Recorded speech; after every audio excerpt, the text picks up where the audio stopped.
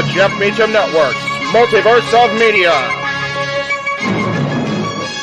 For over 15 years, the recognized symbol of excellence and the standard bearer in coverage of sports and entertainment.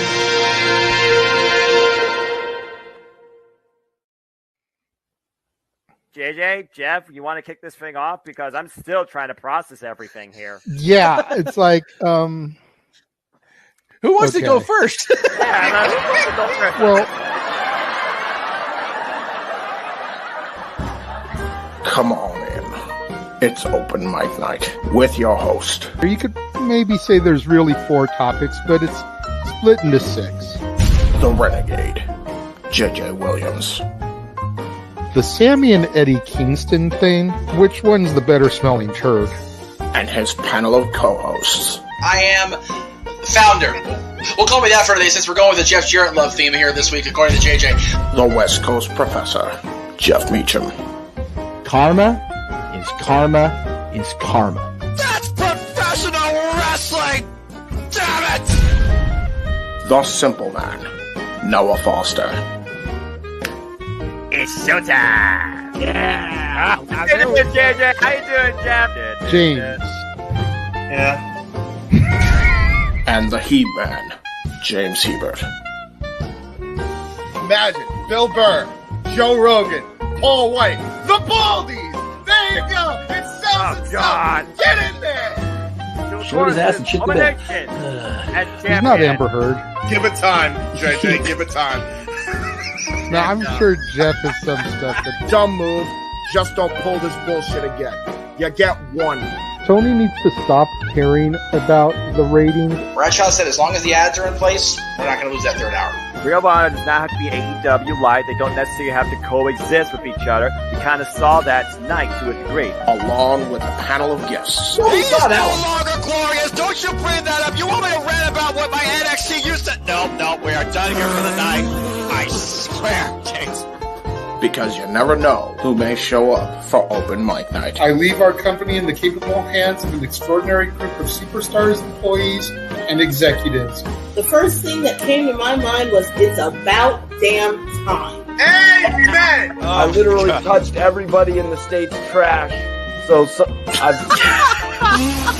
it's horrible, you guys. Peyton's new thing is Dennis the Menace, but it's funny because she calls it Dentist the Medicine. And that's great. When Elliot Taylor came out and did Born for Greatness live, I was popping my pussy, having a great time. I didn't care. I was having so much fun. Sit back, relax, and enjoy the show. Fuck Bill Belichick.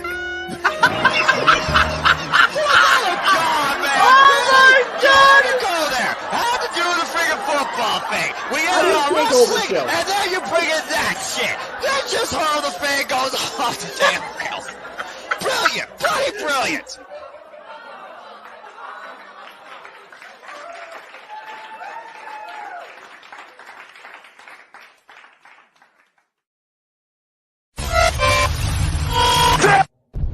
We're here.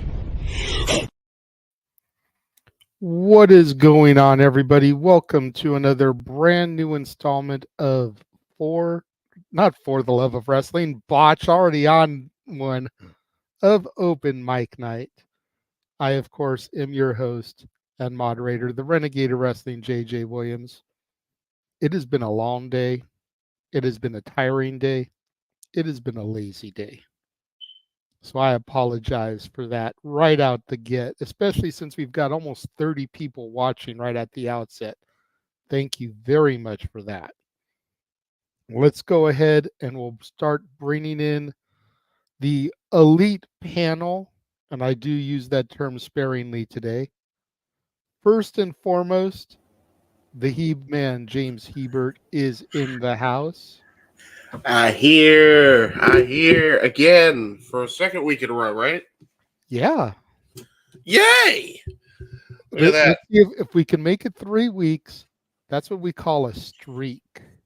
Ooh, baby, a triple. In the world of hockey, as you know, that is a hat trick. Ah, yes. Hello. Let us see if we can get a hat trick of the He-Man. Yes, exactly. Especially as we head into WrestleMania. We're roughly a month away from WrestleMania. Let's see if we can get the He-Man here all the way through WrestleMania. Mm-hmm. That would be wonderful, wouldn't it? It would indeed. Next person we're going to bring in is the voice of the Jeff Meacham Network, Multiverse Media, the man who so eloquently called the play-by-play last night for TNA Sacrifice alongside you. The simple man with the spectacular voice, Noah Foster. How are we doing this evening, good sir? I'm tired, especially with spring and form, which already pisses me off. But I'm all right. Good to see y'all once again. Just putting together stuff tomorrow, and PC had to do an update. So hey, I made it. Always happy to be part of this fun night, even in a tired state. But like I said, I'm tired, so I'm expecting tonight to be simple. So let's see what happens. Good to see y'all. And Noah, if it makes you feel any better, don't feel too bad. I literally just woke up from a nap to do the show, so don't feel too bad. I'm right there with you. Dag, I'm springing forward. Gotta lose a damn hour of sleep for daylight. Mm-hmm. Stupid nonsense. It is what it is. I know. agree. It doesn't mean I have to accept it. Trust me, I think it's dumb too. I've thought it was dumb for 47 years. I turned 48 in August, so you know. All right, the next man we're going to go ahead and bring in is the man whose name is on the marquee. He is the West Coast professor, the man, the myth, the legend, and we are 9 minutes in. Jeff motherfucking Meacham is in the house. You're muted, buddy. Because that's the day I'm having. Hi. Yes. It's not even raining, and I still have internet connection issues just because, I have a great day. I have a great couple of days, and then the internet texts, hey, you're going to go on the air in 2 minutes. Let's go ahead and fuck everything up. No, it's all good. Yesterday, I was having connection issues while trying to produce. Thankfully, a mid-episode reboot squared everything away from me. There you go. It was bad for a minute on my end. Yes. Thankfully, I wasn't on microphone enough to where it really was noticeable. But you would have thought I was having weather issues like Windsor, Ontario, Canada was last night. Yeah, it's funny. I was at a convention. I'll talk about that when we get to the shills and shit later. But one of the people I saw, the only guy in the whole convention didn't have his little big banner behind him, who is this person? So his partner's literally taping up pictures of the character, and I'm like, wow, nice. You know it's bad. You know it's bad when the voice of the mouse is having to tape up shit because freaking FedEx can't keep their shit together. Oh my gosh! Yeah, it's one of those days around the world apparently. So there you go. It happens. All right, coming in next. What is that familiar sound that I hear? Teleporting into the command center via the Morphin grid. It is none other than our own Datilla. Hey, I really love that you added the communicator. That's of course. I thought Casey was in there. I almost hit you with this one instead. The Dragon Zord summoning. But I felt the communicator was just better. Nice. Yeah. Nice. Yeah, it was. Okay. Man, I'm tired today too, man. We're all tired. Wrestling makes us tired. Tired. Oh, I'm not tired for that. I've been up early. I went to the flea market. I had pizza from Costco. I'm just tired. I had a rude awakening myself, very Rick Rude-esque. And then I just kind of chillaxed all day. I stumbled in on YouTube. WWE was showing a playlist of the Bloodline at WrestleMania. So I started watching that. It was Bret Hart versus Yokozuna from the worst WrestleMania, WrestleMania 9. And then it just started hopping around. We had Roman versus Drew. We had Roman versus Edge and Bryan. We had Rock versus Hogan. We had WrestleMania 20, Scotty and Rikishi versus the Bashams versus the APA versus the World's Greatest Tag Team. I like all that kind of randomness. Then watched a little bit of Total Divas with my daughter. Which, I mean, fair enough. By the way, I mean, by default, I guess it's it's one in the top 10. To be fair.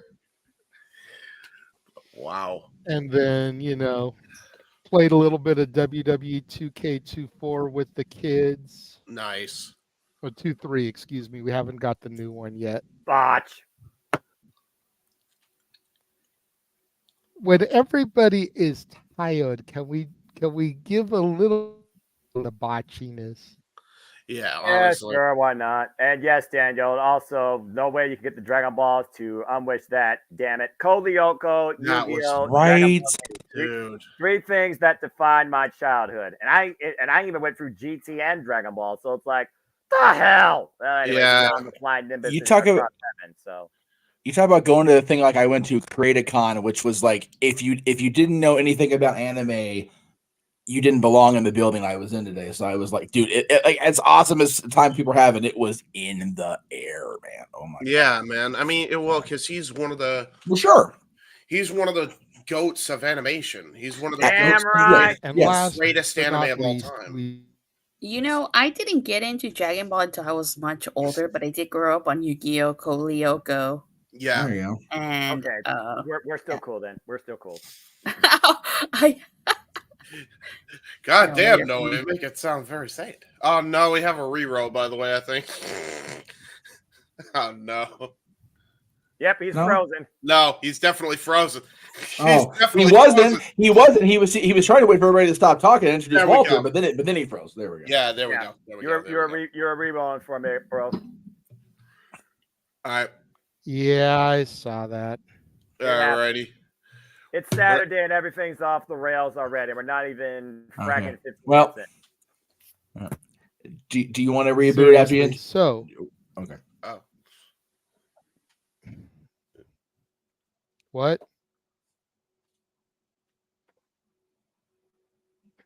Just go ahead. Bringing in the last person for the show today, we have Mr. Reliable. Dot.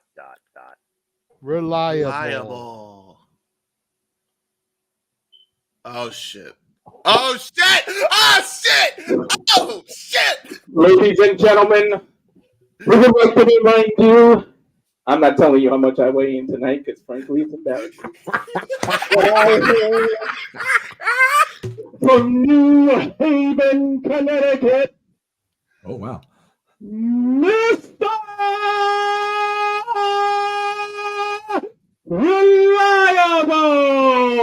Reliable!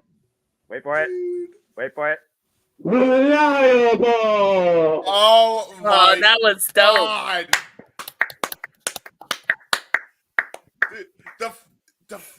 Oh my god, the fact Nobody is ever going to take that stick from him now going forward. No way. Wow. Where did? Oh no, he went away. Oh, there he comes. He's coming back. Oh my god, dude, that was the funniest intro ever. That was awesome. Brilliant. Most brilliant intro ever. Everybody got that reroll feeling. No, I think it just had to go out. Was that microphone on, by the way, bro? Yeah. Yeah, because I could hear the freaking reverb on that thing, man. Jesus. That was nuts. Oh my god, Brilliant. that was Okay. All right. So we are gonna wait for JJ to. I don't know if he's back or if it's just He's probably restarting his device, if I have to guess. So Okay. All right. Anyway. We'll go ahead and work our way back around the room, if you will.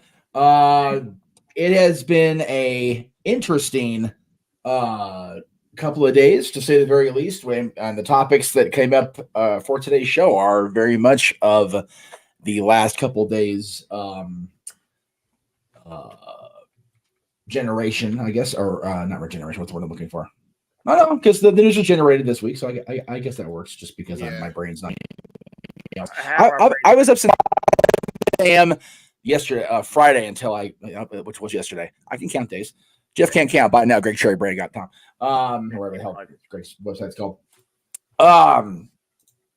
It has it's WrestleMania season at the end of the day, and that is why the episodes of Dads are going to be wrestling themed at both shows. That's why we're centrally focused. But I tell you what, I finally got a chance to go back and watch the show last night. So congrats to everybody involved in our presentation of Sacrifice. I know I was unable to be there, and again, I'll get all of that in the shills when we get there. So thank you everybody that was involved in that, because it was a really cool presentation, despite the weather problems TNA was having. And by the way, you guys were telling me when I was getting ready to go into the club last night about the people complaining. It's like, are we really bitching at us? Or are we bitching either way? If you're bitching at us, it sure as shit ain't our fault. Yeah. Right? If you're bitching at TNA, you go out and control the weather in Canada on purpose. Like, fuck all the way off. Like, seriously. In the Detroit Canada border near the Michigan Lake. Come on.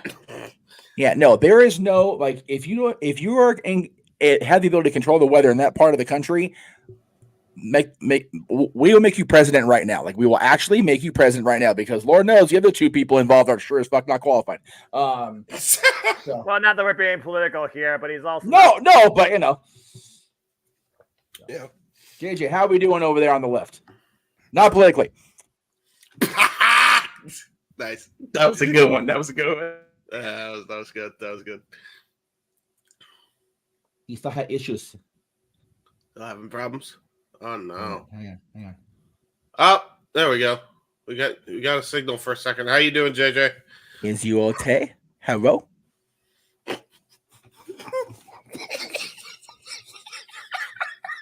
I think him broken. I can see him moving. It's like, it's gonna be one of them days. He's trying his darndest by Willikers. Oh my goodness. Oh, he's typing, I think.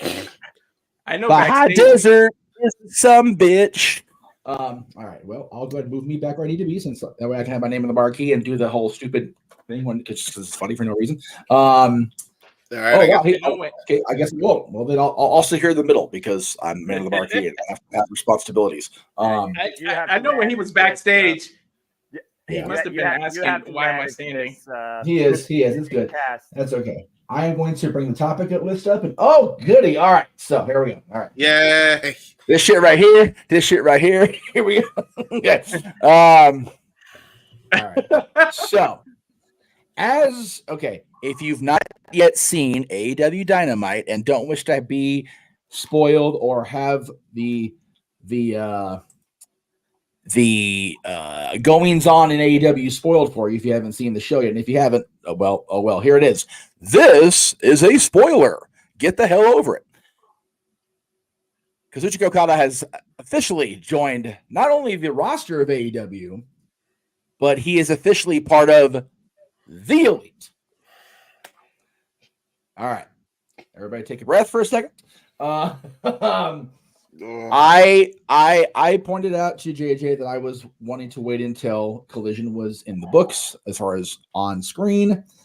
So it has gone down, and the person to my right on screen, my left, if I'm actually using actual physics, James brought this topic up. So we are going to allow him to speak his truth on this first.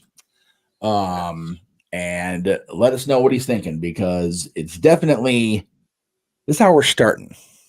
So yeah, James, you were adamant about this topic being brought up. And again, let me do my due diligence here, if this mucker feather will work, and get the thing up. Yes.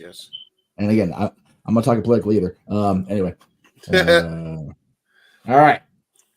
We are going across 1, 2, 3, 4, 5, 6 YouTube channels, several Twitters, and even a Twitch. Everybody's got their own opinions. James is first. Exactly. I will state and preface this by saying Okada in AEW is a very good thing. So if people think that I'm against Okada, I'm not. I really think him being in AEW is a very good thing, especially considering his schedule. Yes.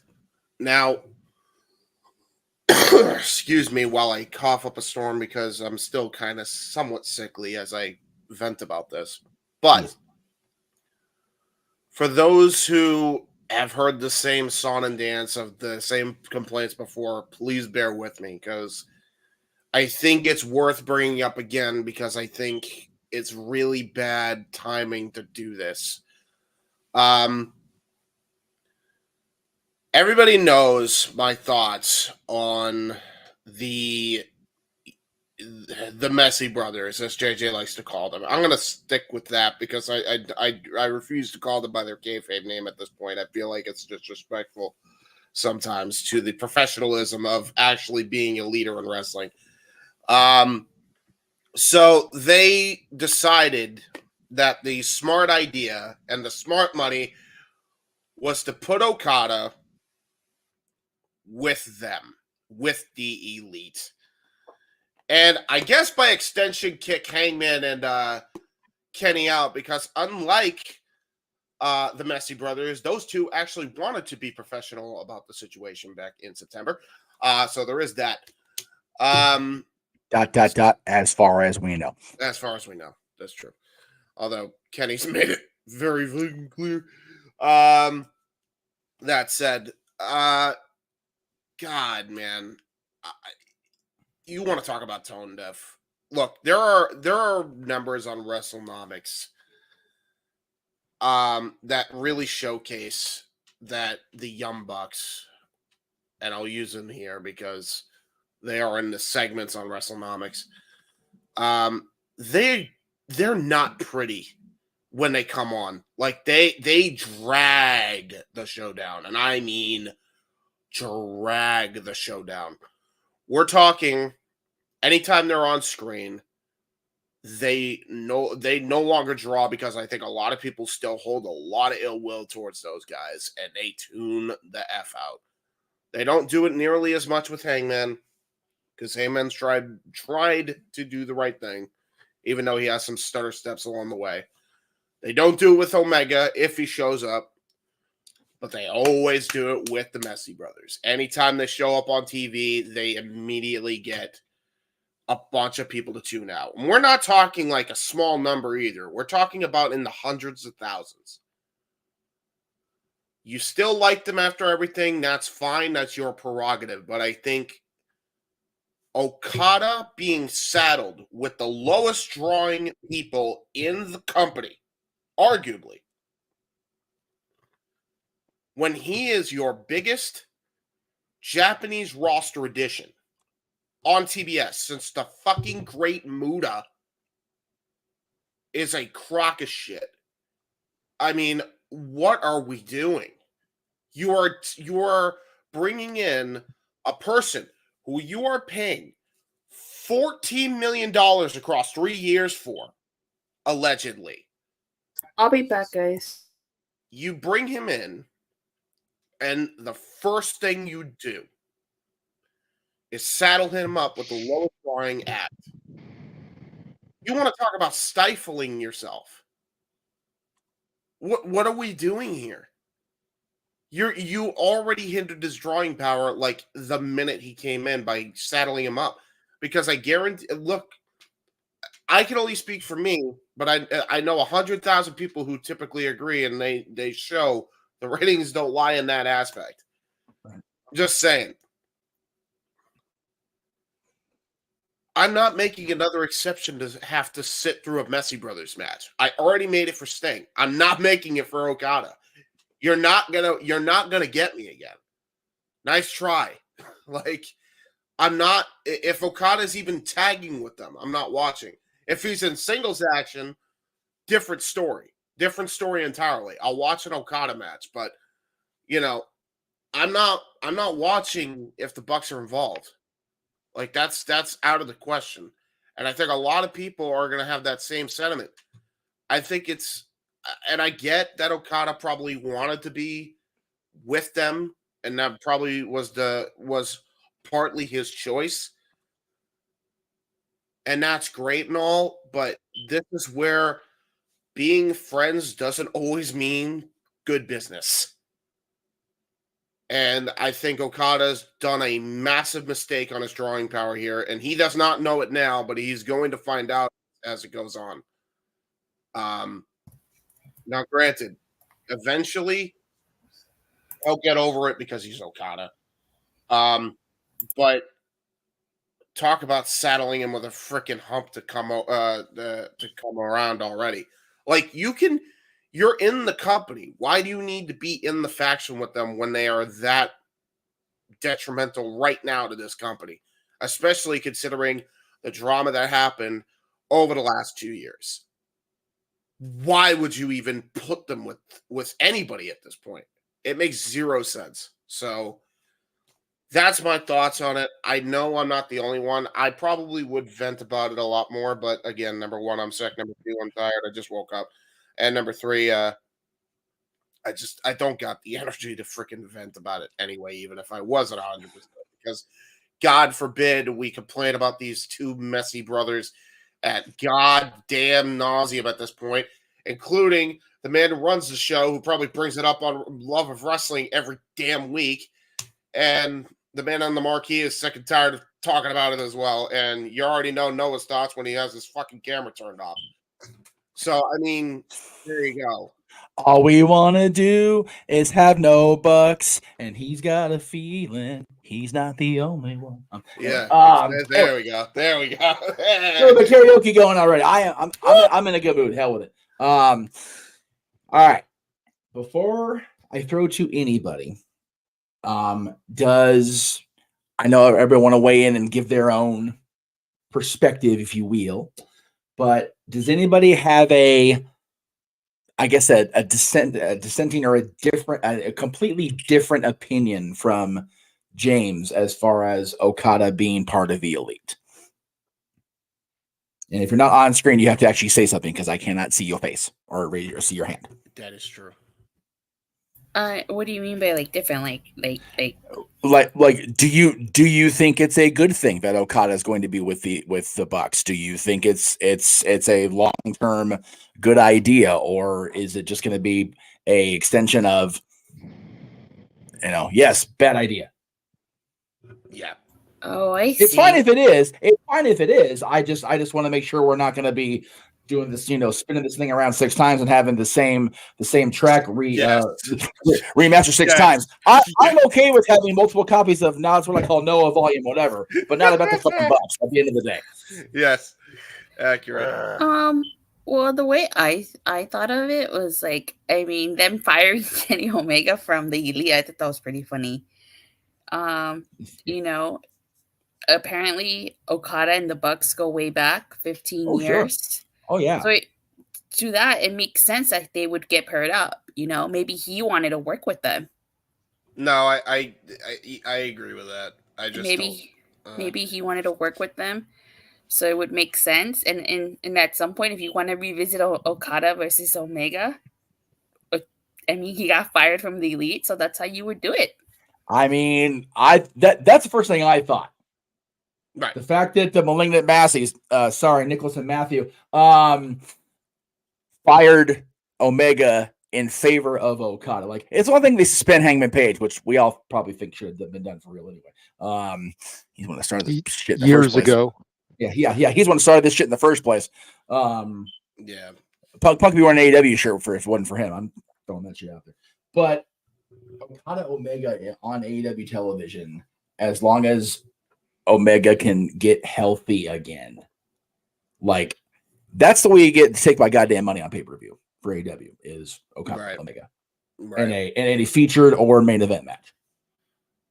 That was the sole positive thought I had when it comes to this. And I only say that because, again, I told him, and I'll tell you, since you brought the topic up, I was very hesitant to turn this loose because it's been 3 days. Like, we haven't seen how this is going to end up. A year from now, however long it is, if we get to look back and go, yeah, failed experiment, wasn't a good thing looking back, I'm good with that. But to pounce on it at this point, it's now been 3 days. I was like, okay, I definitely want to have it on because I definitely want to hear your perspective on it and why. Completely valid, which is why I'm glad we were able to get this on the air. Yes, sir. Okay. First of all, can everybody hear me okay? Yes. Yes, we can. Yeah. Okay. Now that I'm Yeah. on my phone. Okay. So the first thing I want to say is we all know how I feel about the Massey brothers. True. That is, we don't have to go down that rabbit hole. Quite so. But I think at the end of the day, what we are getting here, and the reason why I am just slightly optimistic about it, James, is I think what we're going to get is AEW's Wish version of the Bloodline Civil War. Who's the other half of the Golden Lovers with Omega, Noah? I know that as well. It's Ibushi. Kota Ibushi.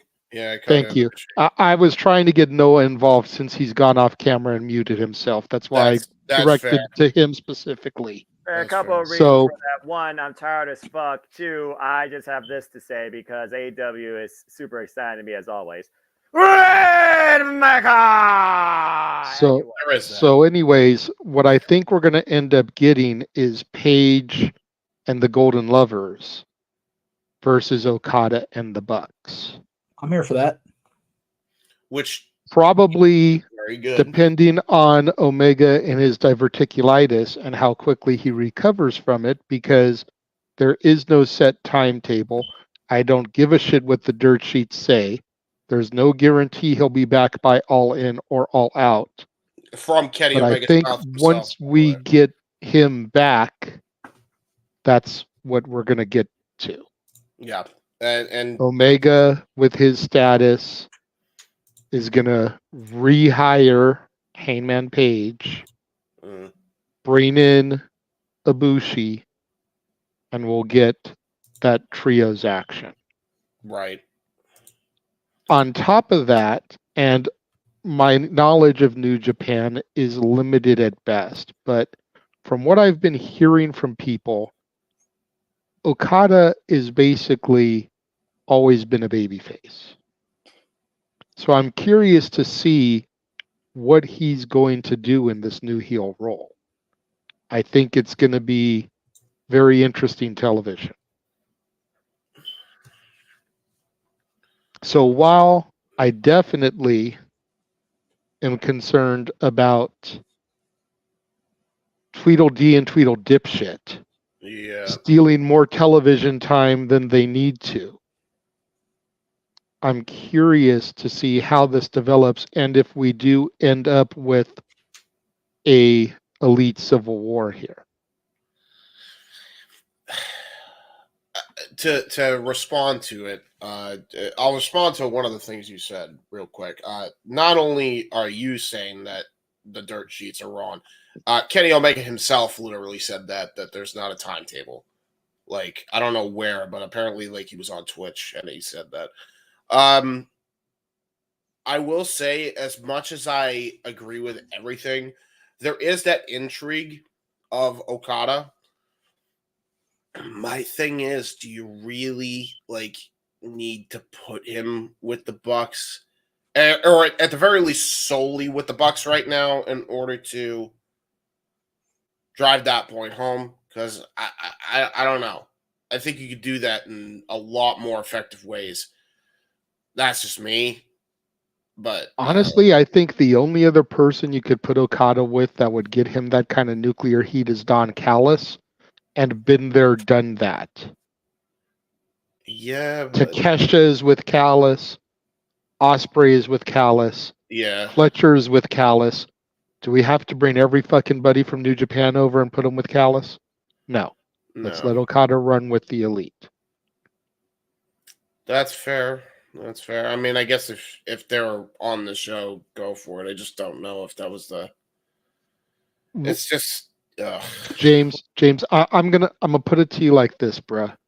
And then if anybody else has anything they want to say about this, then that's fine. This is going to be the last of my piece. Yeah. I know how hard it is to get you to accept anything with the Bucks, just like it is for me. I'm asking you nothing different than I'm asking of myself. Give it to AEW Dynasty. Yeah. Let them get to the next pay-per-view and see how things progress with this Elite storyline. Okay. If it looks like a great big steaming pile of manure that Biff Tannen just landed in, by all means, change the channel. But let's give it to Dynasty to see how the storyline is going to play out. Yeah, at least begin to build. Yeah, that's fair enough. It's the same thing everyone asked of me, going from hard to kill to no surrender, then got extended to sacrifice as far as TNA goes, and we'll get to my decision there later. It's the same thing I asked of Datilla, going from New Year's Evil to Vengeance Day, and she gave me that. I'm asking you, let's give this to Dynasty and see how things progress. Can I still turn my back on the Young Bucks for the visual gag? After Dynasty, yes. Okay, damn it. Let's be real, because aside from Big Business and Battle of the Belts, I don't think there's going to be anything we're going to cover of theirs until Dynasty, and you don't do the TV shows anyway. That's fair. That's fair. So, after Dynasty, if the storyline is horseshit, absolutely. But if by Dynasty it's intriguing and exciting, then you have no reason to. That's fair. And plus, if we thought Dynasty, you won't piss off Joan Collins by not watching. So that is true. You gotta be careful pissing off the Dame Joan Collins, man. She fuck around with Joan Collins. Real quick. Hey, screw Joan Collins. There's only one Dynasty in wrestling, okay? That's fucking funny. Joey Ryan, Scott Lost, Chris Bosch, Scorpio Sky, Jay Chun. God damn it, the PWG Dynasty. I will say, and don't give me that reaction because I said Joey Ryan. God damn it. I wait. And if I want to, I don't care. If we can ask him to play nice until Dynasty, we can ask you to play nice for 5 minutes. I will say I am gonna be on Big Business because it's in Boston, and it doesn't make no sense for a guy from Boston not to be on the show for that. Well, good. We'll have a 3-man team for that then. So to Jeff's point, does anybody have anything different that they want to present as far as Okada, the Elite, what James originally presented, or can we move from this topic? Walter's being exceptionally quiet, so I'm going to see if he wants to not be quiet. Yeah, I'm going to be indifferent. I'm kind of neutral right now. I'm going to do what most wrestling fans don't do, and I'm going to be patient with this because what does JJ's daughter always say? Let it cook. Let them take their time to see what it develops to, because we're all going to jump the gun, and I hate it immediately. We don't need to immediately react like that. I'm piggybacking off the last thing that JJ just said, and let's give it time, and let's see what can develop up there. For all we know, this could be the best thing AEW has done in 3 years, or it could be the worst pile of shit that they do. So, but we got to give it time, give it a couple months, see what's up, and let it do its thing. And like I said, let it cook. Let's just be patient. And we know how I feel about the Bucks. I hate the Bucks. And it's the word that rhymes with the Bucks, even though we're free to do it on open mic night. I won't do it here, but blank the Bucks. But we got that word is the greatest 4-letter word starting with not called free. True. Exactly. Versatile as fuck too. You can use it as a noun, verb, adjective. Like it is multi-applicable word. It's the greatest word in history in English language. I don't give a shit. It is. I'll check. I don't give a fuck. But Jeff said it. We said it with another topic. The word of the year this year is going to be patient. So let's just have patience. That's it. Let me get my little Axl Rose shimmy going. And all that is the fucking Davy Jones, and if you know, you know. That's it. Really quickly, I want to address Josh's comment about the only dynasty is the Hart Dynasty. The dynasty existed in PWG before the Hart Dynasty even had WWE contracts. True that. Do your homework, bro. Oh well, I mean, if we want to go ahead and invoke the master himself, yes, we have to. 3, 2, go do your homework, bro. Do it. Accurate. No, I mean Noah only. I think he already gave his thoughts, and he said the Rainmaker taunt. So I think we're all set. Yeah. Yes. I can't We are wait good till on that. Wednesday. In that case, we're on topic 1, and we're doing a commercial at 45 or 42. I'm here for that shit. Can I say one last thing? When I saw Okada, first of all, I nearly choked on my food because I was eating dinner, but I could totally in my head hear Noah marking out for Okada. Hey, what the hell's that supposed to mean? What? What are you talking about? Because I know, don't you like Okada? Well, he loves Okada. That's what I'm saying. I could his reaction and stuff. I could just totally picture his reaction. Yeah, like on the Open Mic Night highlight reel, which you can watch on all of our channels right now. I repeat, right now, where Noah does the Rainmaker taunt with money raining down. It's great. That's right. What is it? All right. JJ, So what happened to it? What? What are you trying to look Rainmaker time. What happened? To We got rid of it because that was old. Oh, okay. That Rainmaker taunt is so. I was gonna run the thing because it was funny. No, it was the whole 40-second whatever clip where I was talking about everything leading up to it and Noah doing the. We got rid of it because it was old. That's fair. I live in the present. See, even Josh does the same thing. Let's see what happens. AEW is starting to restore a whole new feeling, new set, new environment, new incomings, new stories. That's true. I'm all That's true. in, pun fucking intended, with everything, not just AEW, but the wrestling industry is doing. Never a greater time to be a fan and be optimistic towards what's ahead. And I am super pumped for AEW. Big business is Dynamite 2.0. What? I thought of that No, too. Dynamite 2.0. Oh no! At least it's not blinding, and the colors actually. Hey, you know what happens when you have primary colors? Never mind. This is in art class 101. That logo is sick. I'll give him that. That logo is damn sleek. fucking right. It is. That logo I love you, Noah, but you got to admit that it's kind of reminiscent of the whole NXT 2.0 era.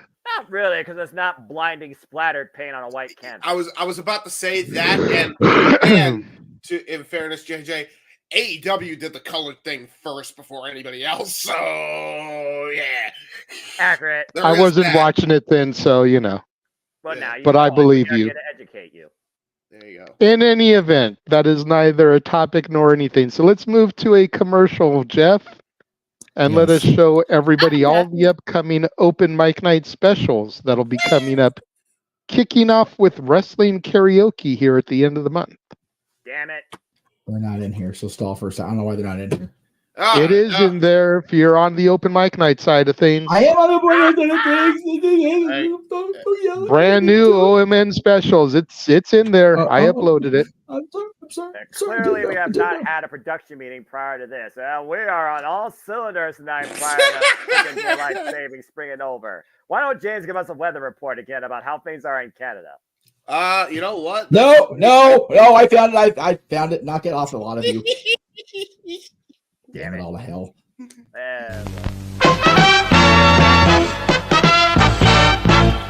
And now, preview time. So let's take a look at what's coming your way.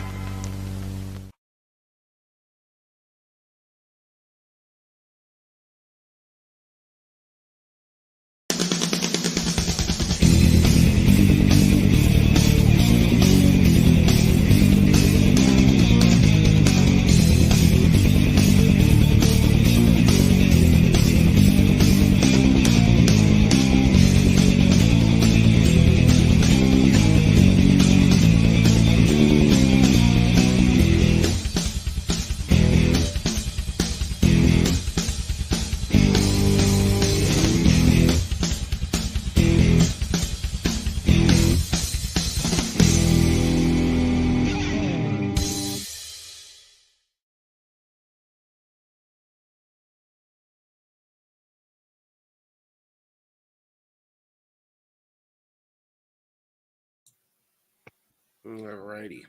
Game shows!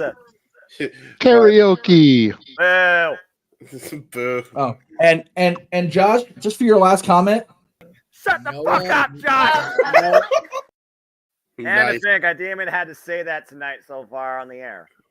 I will say, by the way, that Sam Storm that was near the Canadian border is actually near us now. Yeah. Oh, goody. Oh, well, there you go. And now here's Walter with sports. Walter, what's the latest going on in the UFC? Well, right now, Michael Venom Page is fighting Kevin Holland and doing pretty well in the first round, but they're in the round 2 right now. There you go. And now back to wrestling with Open Mic Night. Take it away, Jeff and JJ. All right. So the next topic of the week, the WWE Hall of Fame. Yes. And for once, they're not Which- fucking it up. It actually seems like they're doing it right. Yes. Well, that's debatable depending on how you want to look at things.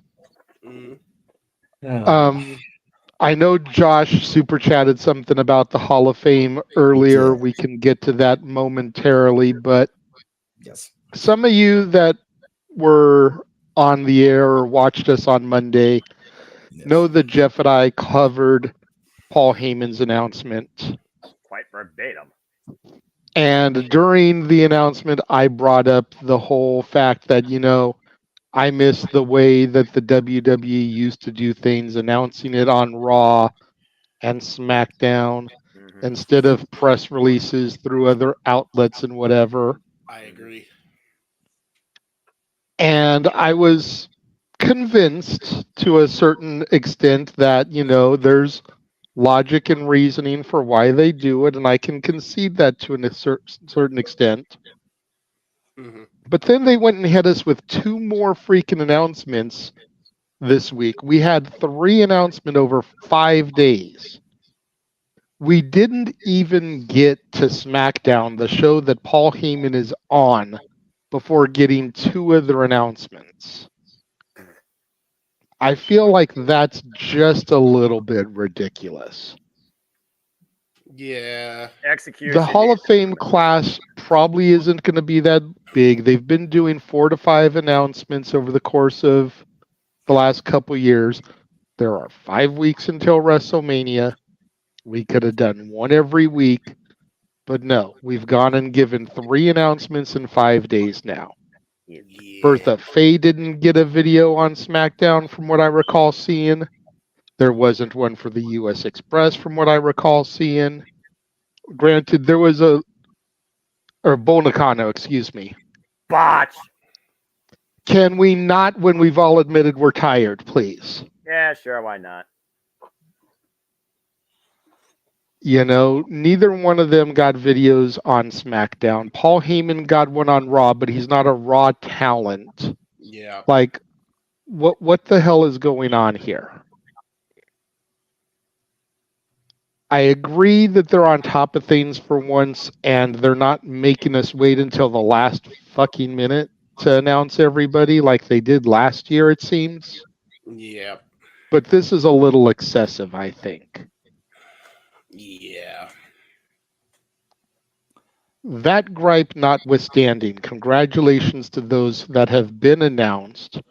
Who do we think are going to induct those people? Since only Jeff and Walter were on the show with me on Monday when we did our thing. Let's run this shit around the room. So, as far as Heyman, I'm leaning towards the Dudley Boys. They're already in the Hall of Fame.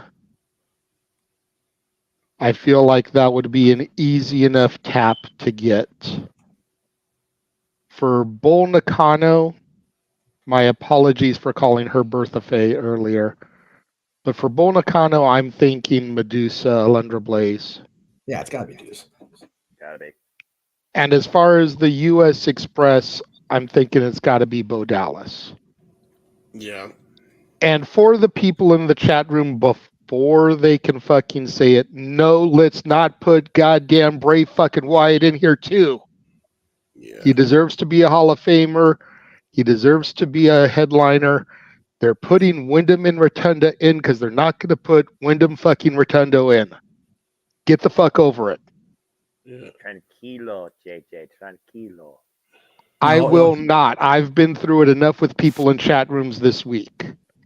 Fair enough. And this is my platform to be able to say things. So I'm going to say it. Okay. That is fair. Yes. That is fair. JJ Rage has been engaged. Y'all just let him do his thing. Rage engaged. Renegades of Rage. That's it. Now, oh, no, he went away. I am echoing all of a sudden more than I was. I don't understand why. I was doing fine without that shit going on. Let me just say I'm still here, but I just finally got dinner. Hell yeah, dude. Eat your dinner. My goodness. Yeah, there you go. That's why I'm off camera. There you go. I need something to keep me cognitive enough for this conversation. So, and I'm echoing really bad. Fuck it. Oh my God. There we go. Okay. Like I said, I said my piece about Paul, and I had these things in my cart. Like this was in my cart ready to go because I knew it was going to be a thing. And then the Paul Heyman guy shirt. Ironically, they were mailed different days. They were mailed from separate warehouses across the country, and they both showed up here yesterday and the day before. So I don't know. That is the U.S. mail instead of the U.S. Express doing their thing. So there you go. That makes sense now. UPS.derp. Anyway. However. Damn. What can Brown do for you? Make me wait for my shit. Literally. Anyway. Not wrong, to be fair. No, I'm not. Well, like I said, we had a FedEx discussion with me and Mr. Brett Ivan today, and I'm like, let's not talk about FedEx and WWE because I'll be here for both days of the con instead, Mr. Ivan, sir. Skin crawling. Yes, back to the thing. So I think with the people we have on roster in the company, whatever, whatever you want to call it, I think personally the best choice for Paul is CM Punk. You will not get a better orator in the company, period, than CM Punk. Yes, Brock Lesnar has shown during his cowboy shit era, fuck you, Adam Page, that he can talk very well. But of everybody available, if you're going to have a Paul Heyman guy do it, like Austin's not a very, like, he's kind of like about wanting to do it. So, I mean, for Paul, he might, but I think it has to be CM Punk. For Bull, again, I don't know how you don't pick Medusa because Medusa, as we know, is more than capable of setting an arena on fire with her use of the microphone. With the U.S. Express, and let me piggyback on JJ's thing.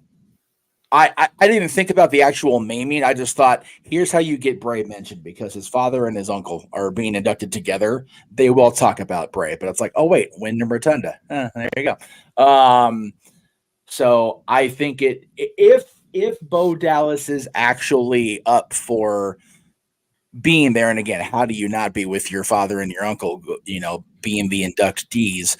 But if they don't get Bo to come back, I personally would like to see. I had the name and it just completely flew away off my lips here. So give me a second to run it back around. I'll come back to it.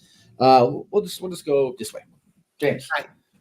I don't mind the Punk shout for Heyman, but for me, it's like, I feel like somebody that's alive during the Dusty era where Heyman first kind of broke in was working with Dusty would be more apropos, and one that has a lot of history with Heyman.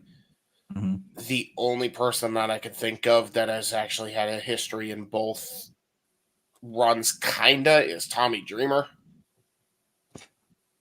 Right. He's like I feel like he's number one to induct Heyman, if anybody, because you got to remember, like, Dreamer was his booker. He was his closest confidant when it came to all things ECW. And, he also worked with Dusty for a long period of time at various points in his career. So right.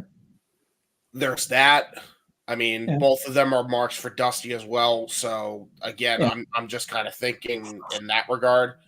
I also, to recapitulate too, the fact that The Rock invoked Dave LaGreca during his 21-minute piece of beauty on Twitter. Since we've got LaGreca, let's just go ahead and have either Dreamer or Bubba. Yeah, why not? Honestly. If The Rock is involved in this Hall of Fame like they're saying he is, shit, there you go. There's a way to get more of the Busted Open kids in there. Imagine they get the Dudleys, Dreamer, and Sandman. Oh, man. Jesus. That's a lot of podcast hosts on that one stage.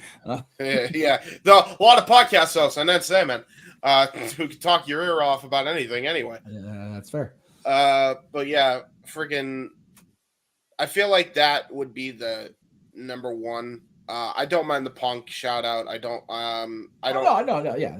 But for me, it's like I could see them going that route. I could also see them, even though they're feuding right now, to go with Cody to induct them, just out of respect. I was gonna say, I think Cody would be a cool first look about. There's a super chat, so I'm gonna bring it up since we're still talking about Paul specifically here. Wesley, we appreciate the $5. I don't think Joe Henning wants anything can do with the company, if I'm being real. I don't blame him. But nor do I. But it would be a nice gesture if they threw him a solid. Here's a one night, signing. Here's some money for you. But yeah, I highly unlikely likelihood, as Aaron Riff would say. Yes. Anyway, so on to Miss Nakano. Bull Nakano, I agree with Alundra Blaze. Bo Dallas is the perfect choice for the U.S. Express, I think. Yeah. You ain't gonna get an argument out of me with that. So, but really, Paul is the wild card because you could think of like 50 million people to induct them, and it probably would make sense. Yeah, I mean, and the cool part is the majority of them are not under exclusive contract. I would love to have Rob, but Tony's booking Rob away from getting to see me on April 20th. So I don't think Tony's going to let him go to the Hall of Fame either, because Tony hates me and everybody else. Damn, that little curly-headed problem. Definitely hates me. Definitely hates the room. But Tommy, the Dudleys, Sandman. Again, if Sandman wants to, host a podcast that doesn't involve me because I interviewed him first. So thanks a lot, Conrad, you asshole. Nice. Sure, why not? No. What say you about our inductees that we know of and their possible inductors?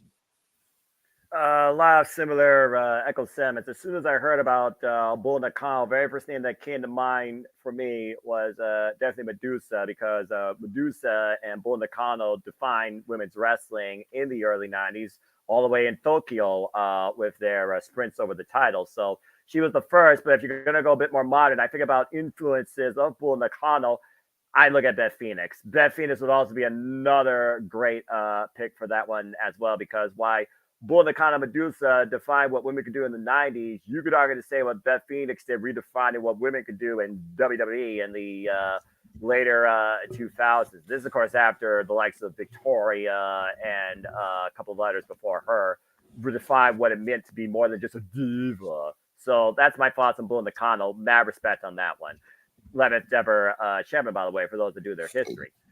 As far as Paul Heyman, I mean, the wish list for inductees are so damn long. When you think about the people, not only he mentored, guided, managed, of course, being the king of Extreme. I mean, arguably enough, a person I was thinking about is a person I know he's working with. I was thinking Triple H. at this point, considering the history that he and Paul Heyman have shared, not just with the whole Brock Lesnar escapade, but you think about, again, Paul Heyman, he was a huge influence with Triple H when Triple H started getting creative power in the first place, going all the way back to the Black Gold NXT. Hell, he's the one that signed Austin Theory from freaking above to freaking NXT. He looked at him as a Paul Heyman guy. Paul Heyman arguably has as much of an influence on the WWE creative side of things as Triple H, if not more. At one point, if you look at his documentary, you end up thinking you even seen him in this company. So Triple H was another one I kept in mind. But in the land of Extreme, make it the most sense. Yeah, first bout it for me was the Dudleys. As far as the Express, look, first off, I echo JJ Summits completely. Now, I don't want to think that due to the passing of course, Bray Wyatt, we now have these two going in, but I'm just calling it spades here when you think about last name recognition.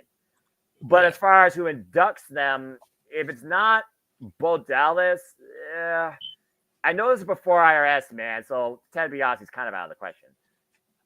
I'm not. No, sure not necessarily, because Teddy worked with both of them over the years too. Yeah, that's true. Then maybe I would actually go with the $1 Million Man more in this case, as far as the Express goes. But that's just my thoughts. And as far as the Hall of Fame presentation, look, I'll give them this. At least the class seems to make more sense. Now, the execution of the announcements could do a whole lot more damn work. Sure. And we all know they're probably rushing this because, one, they're going to do this after SmackDown. People are going to be tired of shit sitting through that 2.5-hour escapade. And 3, there's a whole lot of other madness going on that entire week and that night. So I kind of also understand where they're coming over there too. But that's just my thoughts so far on the Hall of Fame execution as far as who introduced who, etc. So yeah, I guess the only other name I could think of at this point for Paul Heyman, because if Paul Heyman's not the headliner, this place is fucked up. Period. The only other one I could think of to do Paul Heyman just probably has a hilarious rub, Stephanie McMahon. Yeah. Josh brought Stephanie up during our thing on Monday. JJ, before you jump, I don't know if you were going to jump in there because I saw you getting ready to talk. You bringing up Triple H really reminded me what I wanted to say Monday. When we've seen the other promoters or the other really big names get inducted, you always think of, well, Vince should be the one to do this. Like Vince should have inducted Eric Bischoff had they had people doing the inducting as inductors during that ceremony. If they ever get Jim Crockett in, it should be somebody. But with Vince clearly unavailable for the long-term future, Triple H should definitely be the guy to induct a Paul Heyman, a Jim Crockett, fill-in promoter we absorbed here. Like I love that idea. That is bloody brilliant. Thank you. Well, does anybody have anything to? I make sure I don't let anybody pass before we go to Walter. Yes, sir. I just wanted to say, now that I'm hearing that, it really would make more sense for maybe Mike Rotunda or is Mike Rotunda a part of the U.S. Express?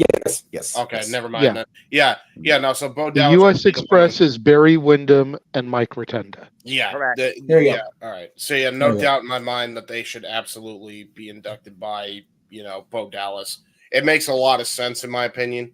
Yeah, I mean, Hence Bo my Dallas. comment that they're inducting Windham and Rotunda so that they don't put Windham Rotunda in this year.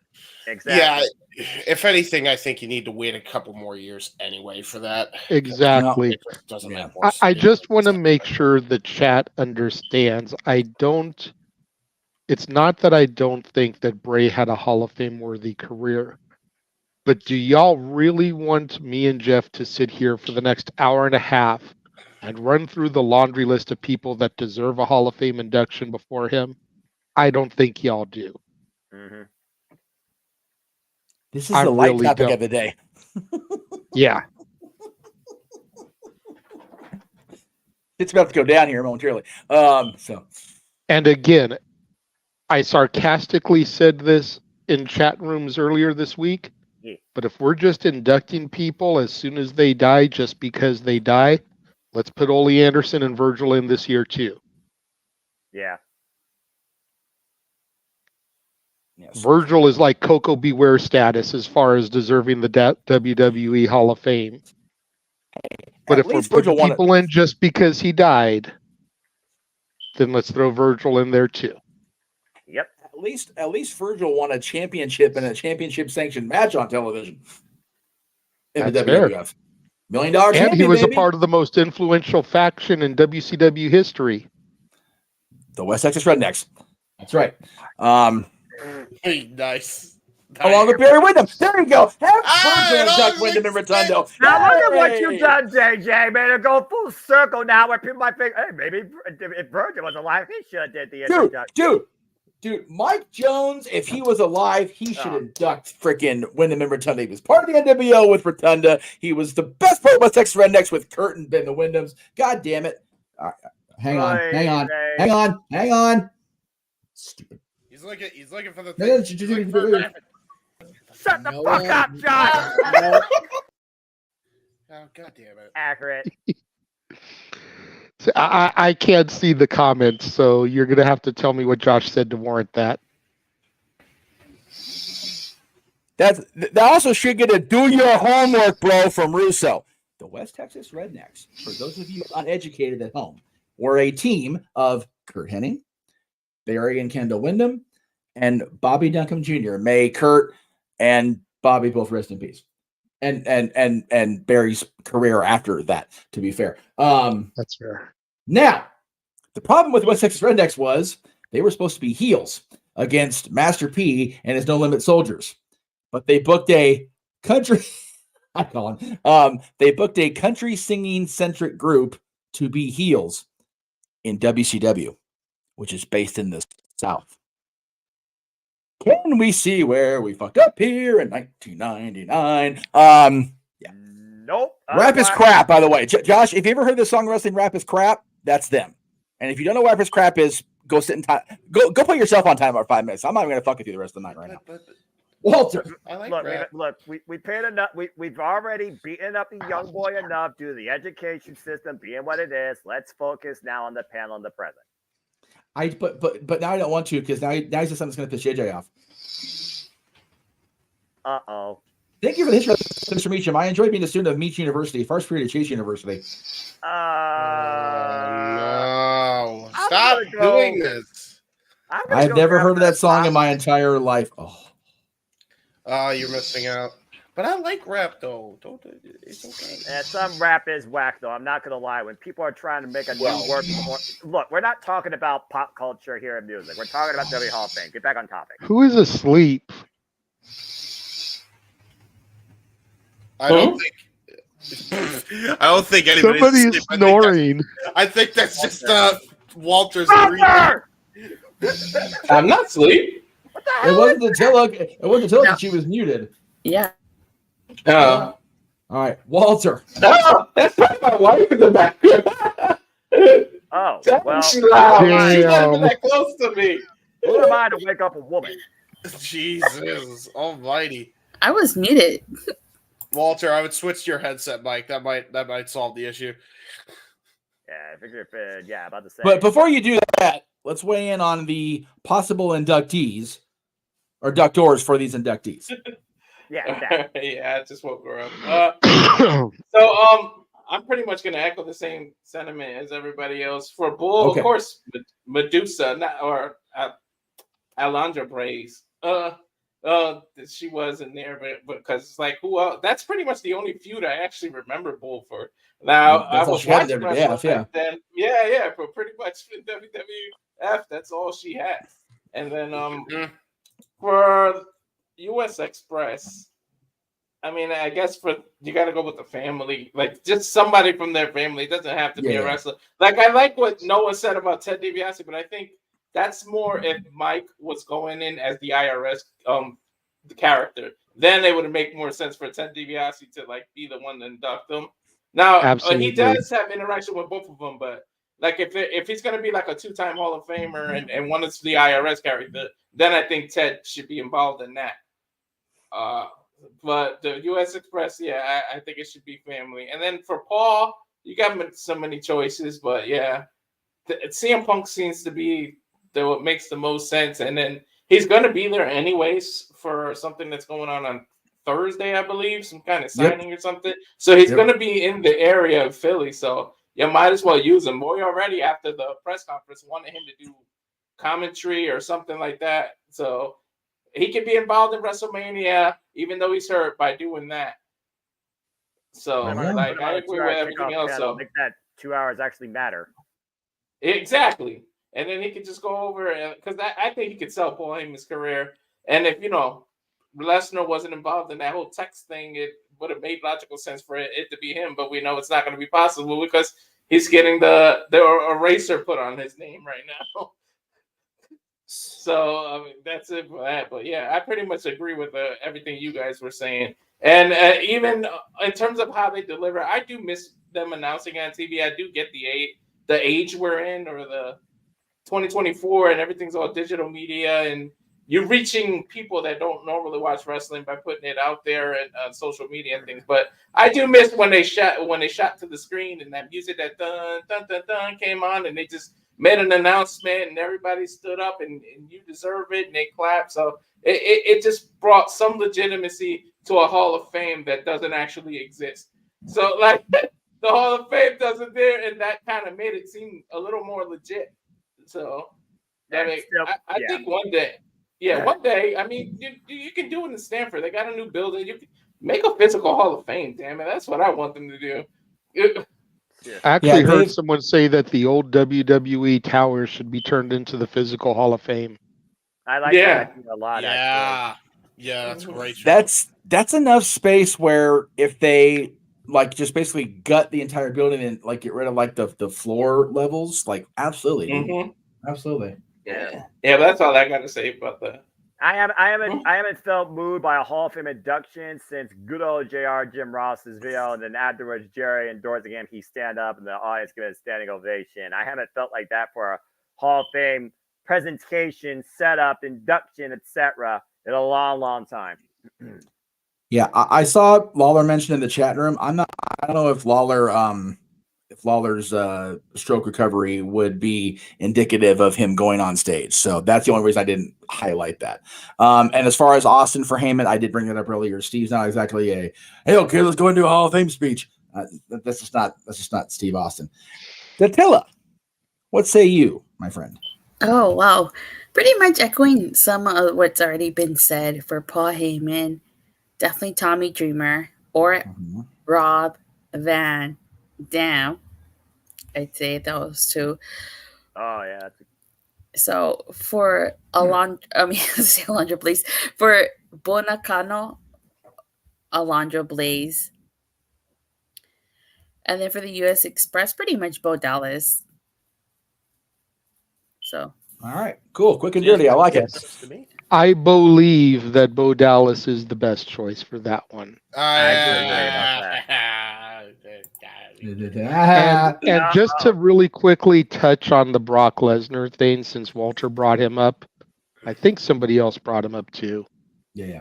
If the rumors that I'm hearing are true, he's been added back to the WWE roster pages. Yes.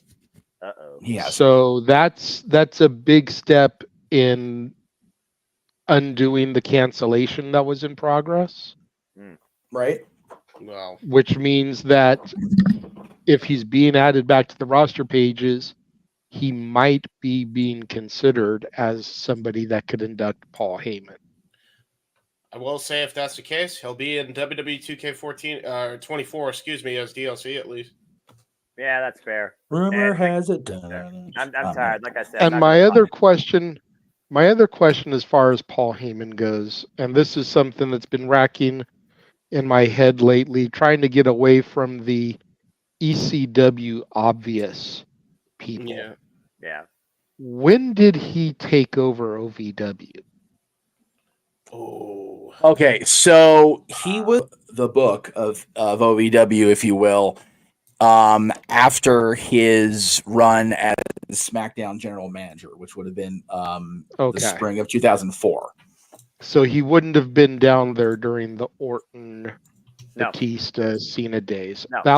That was what I was trying to get to as a blanket comment, because what about Cena doing it if he had been there and part of that class? Yeah, I think Cena's a great choice anyway. Yeah, I mean, Cena has a lot of respect and love for Paul. We've talked about that. Colin has a great take that nobody fucking said. What about Roman Reigns? Yeah, that's true. Yeah. How being a sitting, reigning, defending, undisputed WWE Universal Heavyweight Champion in the world induct his wise man? Acknowledge the tribal chief the day before WrestleMania. Like, in hell. We talked about Roman a little bit on the special we did on Monday. Right. I look at Roman inducting Heyman akin to The Undertaker coming out to induct Paul Bearer or Kane. Do you really want Roman to acknowledge somebody when he's supposed to be the head of the table? Right. That's fair. Yeah, that doesn't make sense to me. Yeah, It would almost why come it off makes as sense.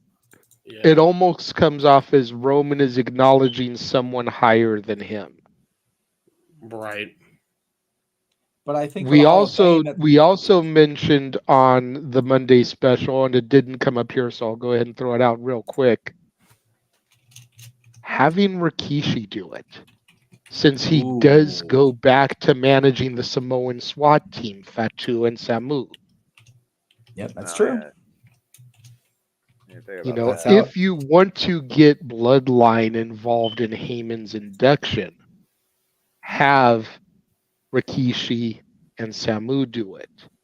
The Head Shrinkers, the Samoan SWAT team. Then it's a full circle moment where the guys he started out managing in the Bloodline induct him now that he's with Roman and Jimmy and Solo and Rocky. Okay. All right. Possibly Jacob too, if the cards align right. Possibly, but not likely at this point. Yeah, not likely. One thing I wanted to add, Cena does kind of make sense, only in that without Heyman really pushing for him in the early days during his time as the SmackDown lead writer, you might not get as Cena as over as he was. You could make the argument for that. Stephanie and Heyman were like the biggest advocates for Cena during his Dr. Thugonomics days. Yeah. So, but as I mentioned, and I don't know if I mentioned this during Monday's show, Stephanie is a very, very dark horse only because the last name is a very, very dark cloud over this company right now. So Exactly. I would say, and the fact that supposedly, if rumors are to be believed, she helped cover up the Ashley Massaro incident. Yeah. I mean, couldn't you introduce her as Stephanie Levesque, her married name? Everybody knows who she is. That's the only thing. Yeah. That's an unfortunate, that's an unfortunate insulting of our intelligence. Wrong night for it. 100% wrong. It's not like 1998 when a young, fresh-faced Stephanie was being, kidnapped by the Undertaker and shit. Yeah. It's not that era where we could get away with saying, "Oh, this is Stephanie Levesque." No, everybody knows who she is at this point. Yeah, no, it's your point. Brock Lesnar's back. No, I don't mean to cut you off, Attila, but there is also, to add to JJ's point, there is also the contradictory rumors as well, where she was actually trying to get her father out during the time as well because she knew how screwed up it was to even have him back. And whether she knew it back in 2007 or not, it's such a mucky situation. It's neither here nor there tonight anyway. So yeah, let's screw that noise. Yeah, definitely don't want that to be going on. So, is there anything else on anybody else before we throw to our other brand spanking new commercial? I was just gonna say Brock Lesnar is back on the roster Yes, we did. Yeah, we all saw that. Yeah, we saw your message. We just we talked about it earlier, and again, that could be a red herring. Like it really could. So exactly. Yep. I say that's why I'm not putting too much into it. But we, for the occasion at this point, digress. Josh brought up a thing, and I will definitely, with this being no longer an ECW-centric Hall of Fame like we talked about on Monday, how are we all feeling? I had said on Monday that I was okay with it if they put the right people in. Bull Nakano has been long overdue. Yes. I feel that as awesome as IRS was as a gimmick, I don't think Mike Rotunda goes in any other way this soon. And again, as JJ pointed out, literally verbatim, this is how you get Wyndham Rotunda acknowledged. It just makes sense. That way the Hall of Fame haters, you got to induct Bray. No, we don't. We're not getting his father and his uncle. We're going to say his name and his memory shall appear. Okay, so there you go. That's how you do it. Well, don't nobody do it either.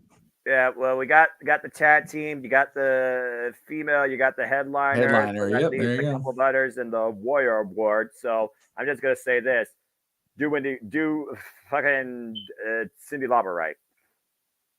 We brought her up Monday. I'm here for that shit. Girls just want to have fun, you know. We will definitely see, but yeah, to Jeff's point, I'm good with the Hall of Fame class so far. Yes. I think the only way you would get a serious diatribe out of me is if they announce Bray Wyatt going in. I wouldn't blame you.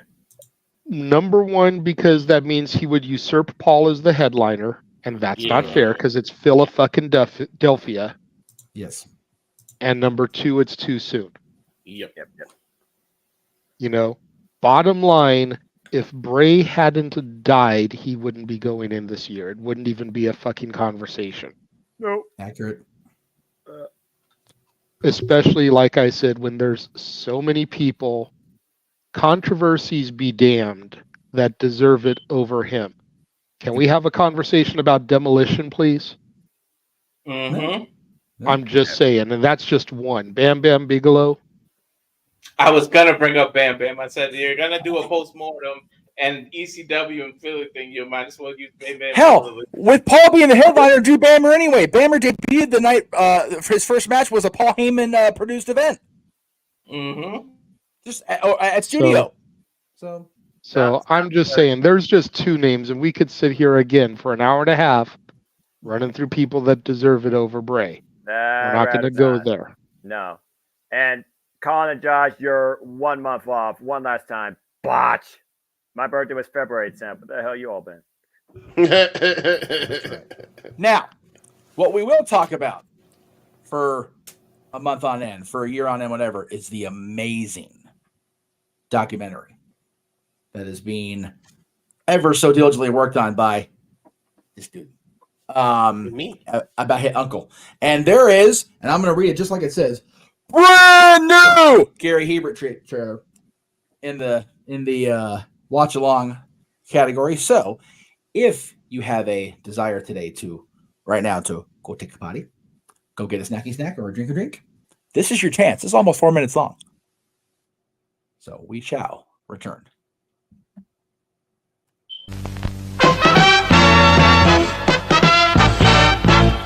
And now, preview time. So let's take a look at what's coming your way.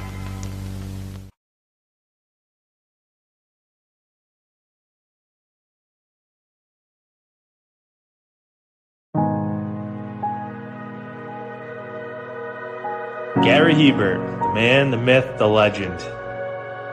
I was amazed, and I was looking to become a better skater myself, and I wanted to be like Gary. When you look at a guy like this, he's one of the most talented people in his profession. He's been given gifts by God. It can get frustrating at times when you're trying things that maybe don't come as quickly to you as other things. And, you never really felt that sense of frustration with Gary. It was always about improvement and positive reinforcement. Was it really the end? Was that head injury really the end? God has called Gary to continue to be a blessing to others and to be a passionate example. My name is Gary Hebert, and this is the World Academy of Hockey, otherwise known as the Inside Edge. I would recommend anybody that have a chance to come to his hockey school. I think it'd be well worth it. It'd be rewarding to all the kids and anyone he coaches, from whether it's an adult, a professional player, to a little kid like a Mike or a Squirt.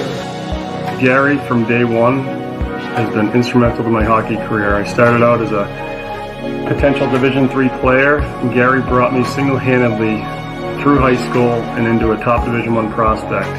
I owe it all to Gary, the biggest legend on and off ice there's ever been. Listen, watch, learn, be confident, and have faith. Those are the answers I was brought to. Yet, I only now am really learning how truly important those 5 things are. Through preparation, through appropriate thoughtfulness and thinking, we can learn to untie the typical knots between our ears that drive us into underachievement and underperformance. And lo and behold, we can learn, I think, to fill up that kid's potential. Gary has the innate ability to make people not only better players, but better people. The life lessons they learn from Gary are incredible. You can always remember leaving that rink knowing as a player I got better or I had something to improve on to get better. And I think that's what you excelled on as a coach, is giving us the knowledge to know what we needed to do to get better. There's coaches who know the game, but can you communicate and create passion in your kids and in your players? And Gary's able to do that. Gary's got great knowledge and great hands, but more importantly, his ability to connect with people and care for them. His communication skills, to me, really stand out and separate him, and that's why he's one of the best, in the world. Gary's a legend. He's a special, special man.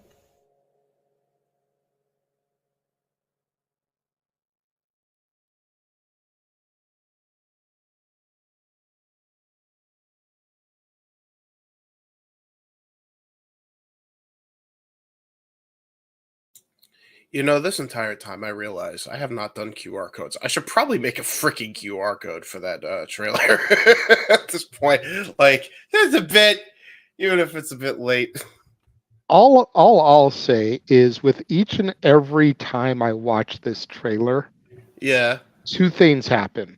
Go ahead. Number one, I can't wait to see the fucking movie. Thank you. Appreciate it. And number two, I want one of those fucking Gary Hebert jerseys like the ones you have behind you to add to my jersey collection. Hell yeah. Really?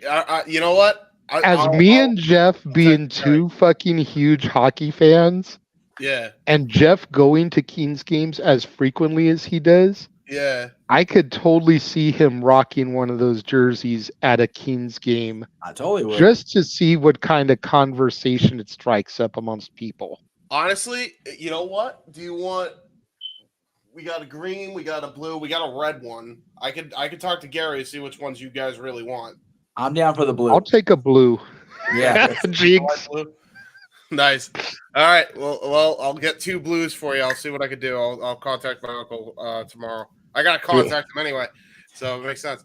3X dog. I'm a big mucker feather. Huh? Yeah. 3X and then yeah, probably the same for me. I usually wear a 2, but I've been getting a 3 lately to just. Who wants hockey jerseys? Make put your order in now, maybe. That's it. I get 3 lately because I'm fat. What about you, Walter? You want a jersey? Walter, okay, you want a jersey? 3XL? Somebody pull a string. 3XL or no? Somebody pull a string. He's not talking.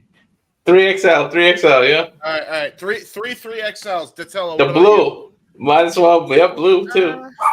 Make it the team. If you don't want one, it's fine. It's for the meme. I'll support you. I'll tell you. I'll tell you my size. That dog wants something. Oh yeah, someone's gonna die. We got Barker, a big Barker dog. Noah, what about you? She's a Chihuahua, so maybe we could get one for the Chihuahua. A little miniature one. Don't put pets in clothes. Knock that shit off. Stop that shit off. No. Hey, it's not my idea. Noah, what about you? You want a hockey jersey? Nah, I only wear suits. I'm good. I'm business casual. Appreciate it though, bro. That's fair. Maybe I could get you a Gary Hebert hockey pin or something. Get him a Gary Hebert lapel pin. Yeah. Or a patch. There you go. Yeah, perfect. Anyway, all right, meme over. All right. And yes, we're trying to dance around this shit. Then we're gonna go to the main event. All right. Y'all do that. I'll be here with my cupcakes and No. You just stick around there and just eat your cookies, but you make sure you're paying attention. Yes, please. Attention, right? If I got it, you know what? I don't blame him. I don't yell at you very often, Noah. But damn it. I can't afford to pay attention anymore. I understand that what we're about to talk about is a very sensitive topic. I get that. I also realize and acknowledge the fact that there is no positivity in this topic at all. It is 100% negativity. So I'm not even going to try and paint some kind of pretty picture here because it's complete and utter horseshit. Pointless utter horse shit, talking about the mediocrity of the human mindset when it comes to the recognition of humanity in this society where people don't know the difference between virginity and friggin' respect. Fuck off. Oh my god! But I it do is believe still, Bill has made his point. but it And with is that, still I mute something. myself. But it is still something that needs to be discussed. Yeah. A few days ago, WWE Games put a picture out on their social media of Cody, Rhea, and Bianca to promote 2K24. It was a glorious picture. Not Bobby Roode glorious, but you get where I'm going. It was a really cool picture of the three of them. And unfortunately, some people in the IWC decided to turn it into a racial thing. Which Well, they needed one black person to be on the cover. What the hell has she done this year? She doesn't deserve it. Why isn't Bailey on the cover? She won the Royal Rumble. It's like, first of all, asshats. They've been planning this cover pretty much since the last game dropped. And Bianca, during that time, made history as the longest reigning women's champion in the modern era. There's a reason why Mommy didn't challenge her. Even though everybody thought that she would, or at least a lot of people thought that she would. I mean, if you watch For the Love of WWE, the Montez and Bianca show, Bianca was sold on the fact that Rhea was going to go after her. Yep. But the bottom line here is we, and I say we in the general sense, I know none of us are making those comments on the panel, Right. but we as a community, the internet wrestling community, need to do fucking better. There is no reason for this bullshit in 2024. Nope. And let me just say that it doesn't end with quote unquote, as the people in the chats like to say, white people doing it. Because as soon as one of us white people point out that don't be bringing all of us into this, there's a lot of us that aren't that way. Hell, everyone here knows my girlfriend is an African American woman. Mm-hmm. Yeah, because I'm completely racist. Yeah. Come on now.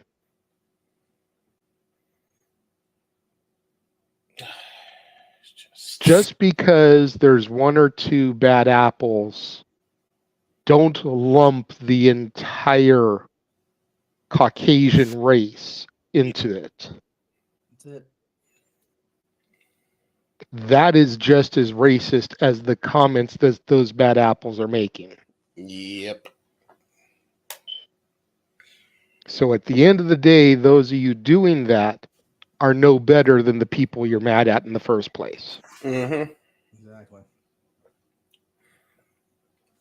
Yep. So I am going to tag in before. Oh, good.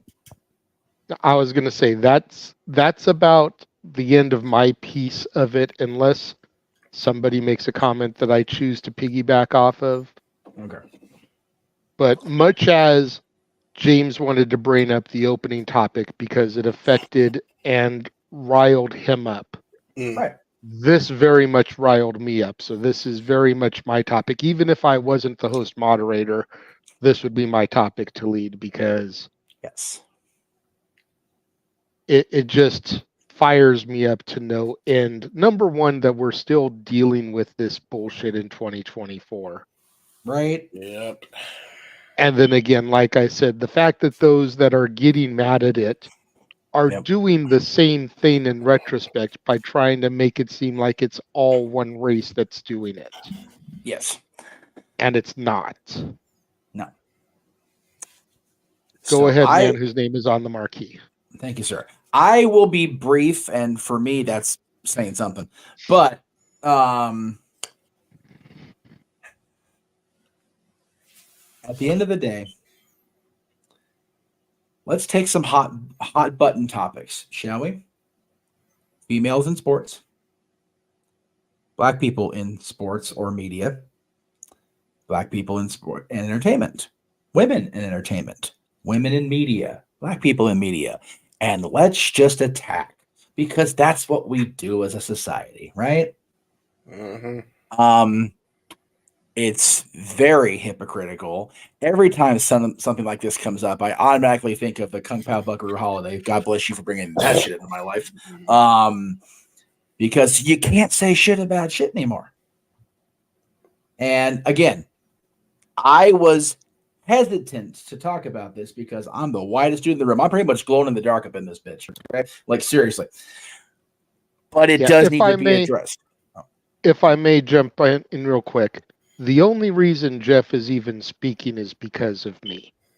Those of you that saw Meach's musings saw him say that he was not going to address anything about two of the topics we were going to present. Yep. One was the Okada Bucks. Mm-hmm. The other one was this. Yep. I talked to him yesterday after we went off the air, and I basically told him, in my humble opinion, your refusal to address this makes it sound like you're okay with it. Right. And I know he's not. He's one of my best friends. I've known this fucker for almost 20 years. Yep. But in his choosing to not address it as everybody else addresses it, makes it come across, or can make it come across, as if he's okay with it. That is the only reason he's saying anything. Yep. Continue, Jeff. And I'm glad I chose to say something, because I'm going to go from one section to the complete other side of the spectrum, Jay. So just be ready for this, because I haven't even told you this yet, because I got home and crashed the fuck out today. I realize every so often exactly how privileged my white ass is. Okay. Coming home yesterday from an awesome, and I do mean I'm going to go ahead and put it in there now so I don't have to take up the shield time with it. Coming home from seeing my friends, the LA Dolls and Harvell's in Santa Monica. You guys saw me out there after the Sacrifice show. I have not had more fun at a show like that, period. But coming home was another adventure. There was a bus that picked me up right outside there at 2 o'clock, at 2 a.m. So, okay, cool. I can get to Union Station, no problem. Well, when you get engrossed in a book on your Kindle, God bless Amazon, by the way, I love being my Kindle, you lose, if you're not used to going someplace, you lose your sense of direction. I had I will call it an opportunity to get off the bus at a completely different stop than I'm used to and walk through what we here in LA call Skid Row. And I mean walk at 3:30 in the morning.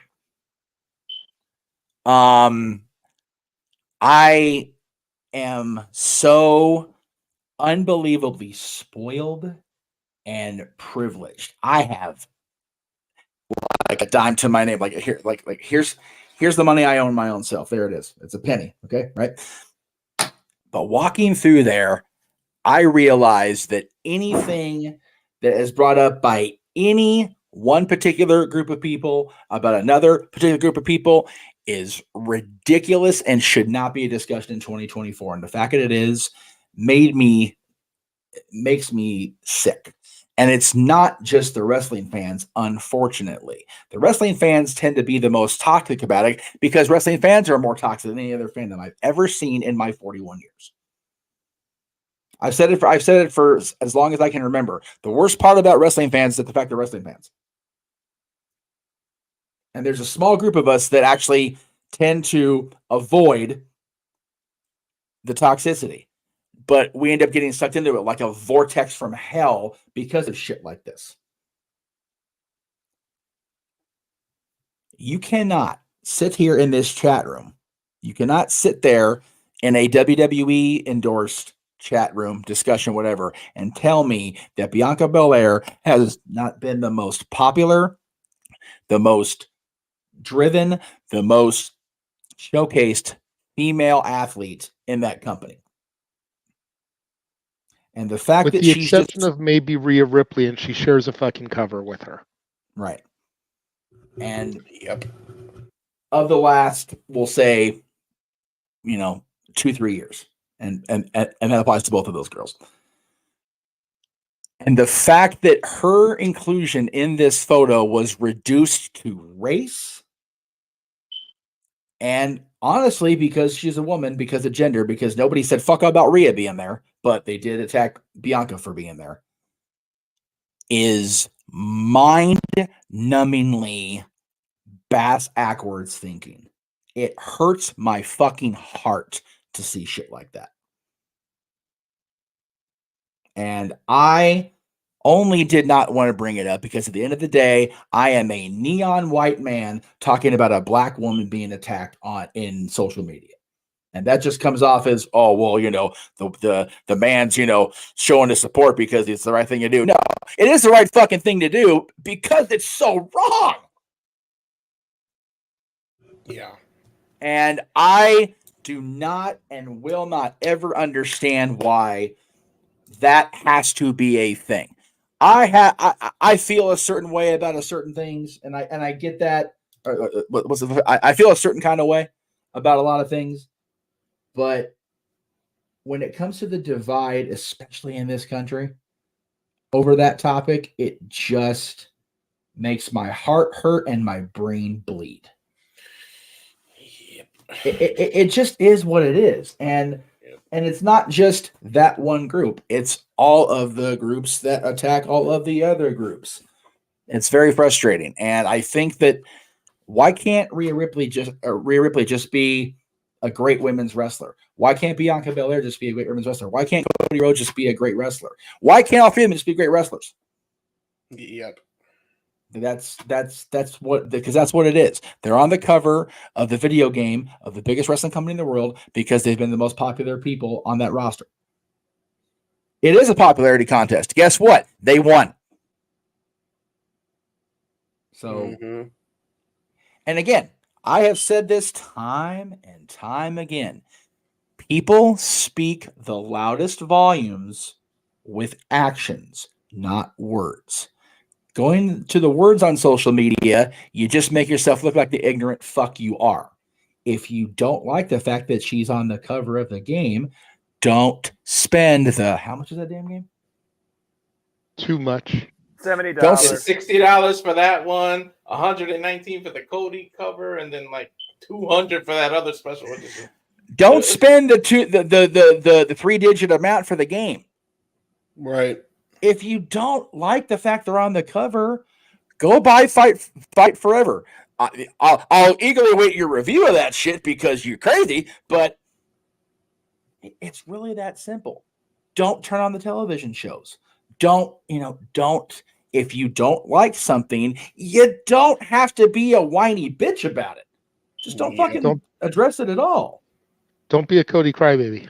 Don't be a Cody crybaby. Thank you for It's a click. It's a click of a button, people. Just a heads up real quick, Jeff, since I am having production issues today. I sent you the image in your Facebook Messenger. If you want to bring that up, please. I will do that. So everybody can see the image that started all this. No, sure. Yeah. No, that's fine. Like Ric Flair used to say, what's causing all this? Yeah. Yes. It's just so, again, I've been a fan since 1990. Jay since 1998. A lot of us in the room have been, we're 90s fans for the most part. There's a couple that aren't. I understand that. I'm not generalizing. I don't like the fucking IWC about this cover this week. Let me go ahead and zoom in on that shit because it is way back there. Hello, back there image. By the way, that image is very nice. It's very sharp. I like it. Yeah. It's very reflective, which is ironic given what's become of it. You look at Cody's looking off into his future. It's like, I just want to finish my story. That's fair. Yes, but it is just so ridiculous that this. I'm not saying that it's ridiculous that it was brought up. It's ridiculous that it has to be brought up in March of 2024. It's so sad. It really is. I'll go ahead and just again we'll keep running down the line here. You know what? I will go in reverse order. I only went next because man of the marquee, and I wanted to make sure I made my point and make the point that this is why I talked about it. So, well, if I may, I'd like to throw to Noah next because I know that he's going to keep his comment simple and to the point. Valid. And then we can go to whoever else may want to speak on this. That's Noah. fine. You already know what I stand for. I'm a man of a few words. I barely interface with anybody. But the bottom line is this. Everybody's a person. Everyone's human. Some people don't know what good morale, good judgment, protecting their mentality, and trying to be better means. Humanity be better. I don't acknowledge toxicity, nor do I try and breathe my own toxicity towards the toxicity because that doesn't solve anything. What they did was wrong, and I can only hope that one day it stops. But as long as evil must be on this world to counteract good, let alone fight it, it will never cease. We can only try and be better. Don't become the IWC. Datilla? I can't believe we're having this conversation in 2024. You and me both, sweetheart. Bianca Belair has done a lot to deserve to be on the cover of the video game. A lot, seriously. I didn't even know that's what was said. I was kind of wondering why like Bianca was trending on Twitter the other day, but I didn't know that's what started the whole thing. Those comments are completely uncalled for and unnecessary. Sometimes I hate the IWC because they're so toxic sometimes. It's stuff, but it's just like, it's just crazy, man. Like it's 2024. Why are you even having this conversation? Bianca's done a lot. Just like Rhea Ripley and Cody Rhodes to earn to be on that cover of the video game. Yep. Like JJ brought up, she was the longest reigning women's champion of the modern era. She won the Royal Rumble. She main evented WrestleMania. With another African American by the fucking way. Yeah, exactly. So I don't know. The IWC is the worst sometimes, seriously. But Bianca doesn't deserve that hate. No one does. No one does at all. No. And Daniel, thank you for being lighthearted and bringing up Halloween, the Halloween franchise, the trilogy, because now it's even worse in my head. Evil must die. Evil dies tonight. And something, and I think both Rhea and Bianca are good role models for young girls everywhere. Dude, if you watch the clip of Rhea watching her old self rendered in the game, that shit's fun, and it's just so pure because that Rhea Ripley was not ready for prime time, and Rhea acknowledges it, and it's fun to watch her go back and go, oh geez, at her own damn self. Yeah, those two have just come so far in such a short span of time, and the fact, and again, what astounds me is they're not Charlotte, they're not Becky, they're not Bailey, they're not Sasha, and they're still getting the hate. Like, what the fuck do you wrestling fans want? We don't want the horsewomen anymore. Okay, neither one of them are the horsewomen. Oh, well, we're going to hate on them because of A, B, and C. Shut all the way the fuck up. Absolutely. Like, fuck all the way off. I said that, I forget what day this week I talked about Dylan's first grade teacher. Get what you get and don't have a fit. And again, if you don't like any of it, grab the remote control, keep your goddamn mouth shut, and learn how to push buttons. Like, fuck off. Yeah, to your point, Rhea, with this whole mommy gimmick, has found and finally unleashed to the world who the woman behind Rhea Ripley truly is. Yes. For all those years, she was trying to be what she thought WWE wanted. And she finally felt comfortable enough in her own skin with her own presentation to be like, this is who the fuck I am. Yep. And is arguably bigger than she has been as a result of it. Yep. For finally being who she is. Definitely something that not just young girls, but people everywhere can gravitate towards. You know, being their truth, being who they really are. And Bianca, we've said it 100 fucking times. We'll probably say it 100 fucking more, especially every time somebody in the chat room brings up, oh, Bianca needs to turn heel. She's the fucking female John Cena. Look at everything she does in the community. Look at everything she does for the kids. Look at everything she gives in her free time. Again, I go back to, if you haven't seen For the Love of WWE, watch it. It's 4 hours, 8 episodes. And just look at everything that that young woman and her husband put their lives through on a regular basis, and tell me that this woman is not a fucking role model. And that is why she is not going to turn heel anytime soon. I will say it until I fucking die of a stroke saying that shit. There's a reason that they're not turning her heel and pulling that trigger. Exactly.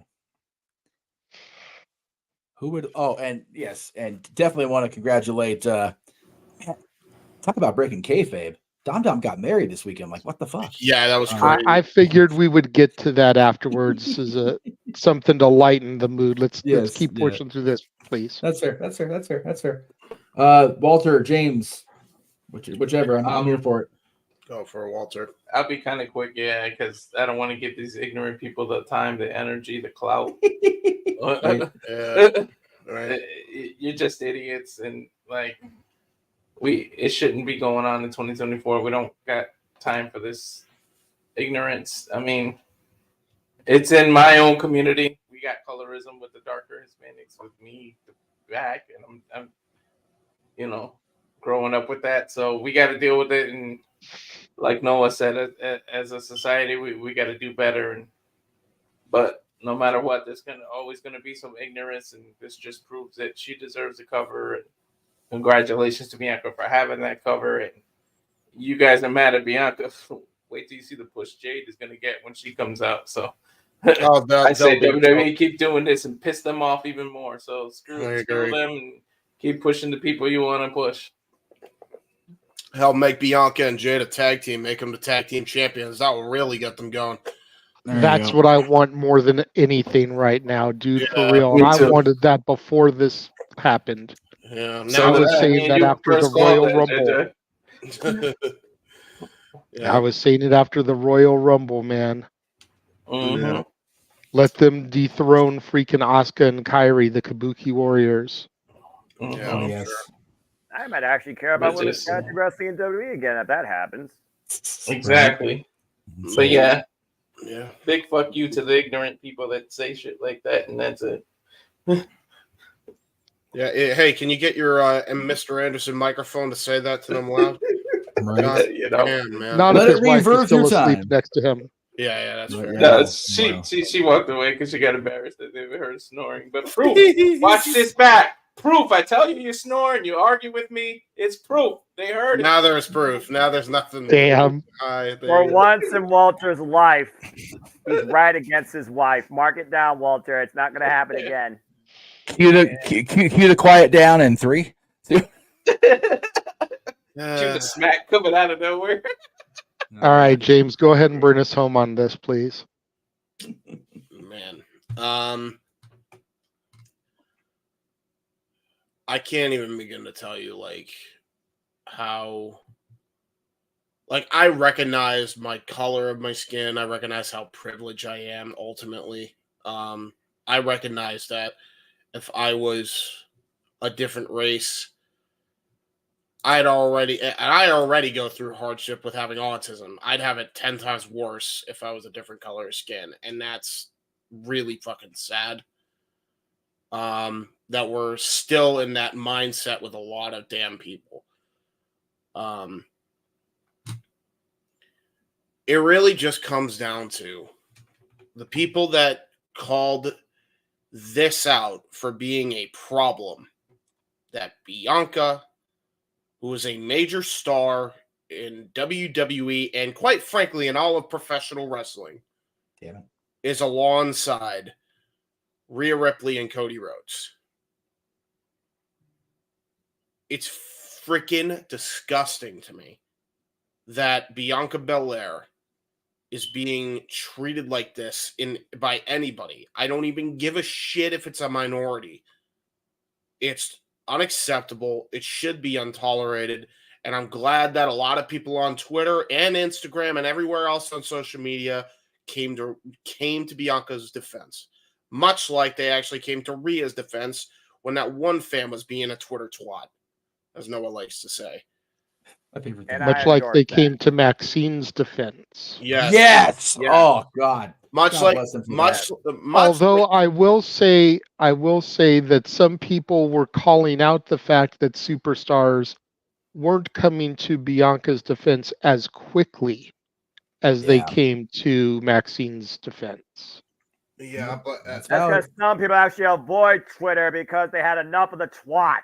I think that's what that is, by the way, to be fair. I think Noah has a point there. I think that might be... Because keep in mind, I think there was a lot more people terminally online, especially coming fresh off the pandemic, than there is now. Because I think people are just so sick of fucking being online. And I don't blame them. But when they came to their defense, boy, did they. I saw some harsh takes on those idiotic, moronic fuckers, as there should have been, by the way. It's just so gross because and it really is eye-opening when you have these people say this, because man, if this is what they think of Bianca Belair, they must hate Jade Cargill.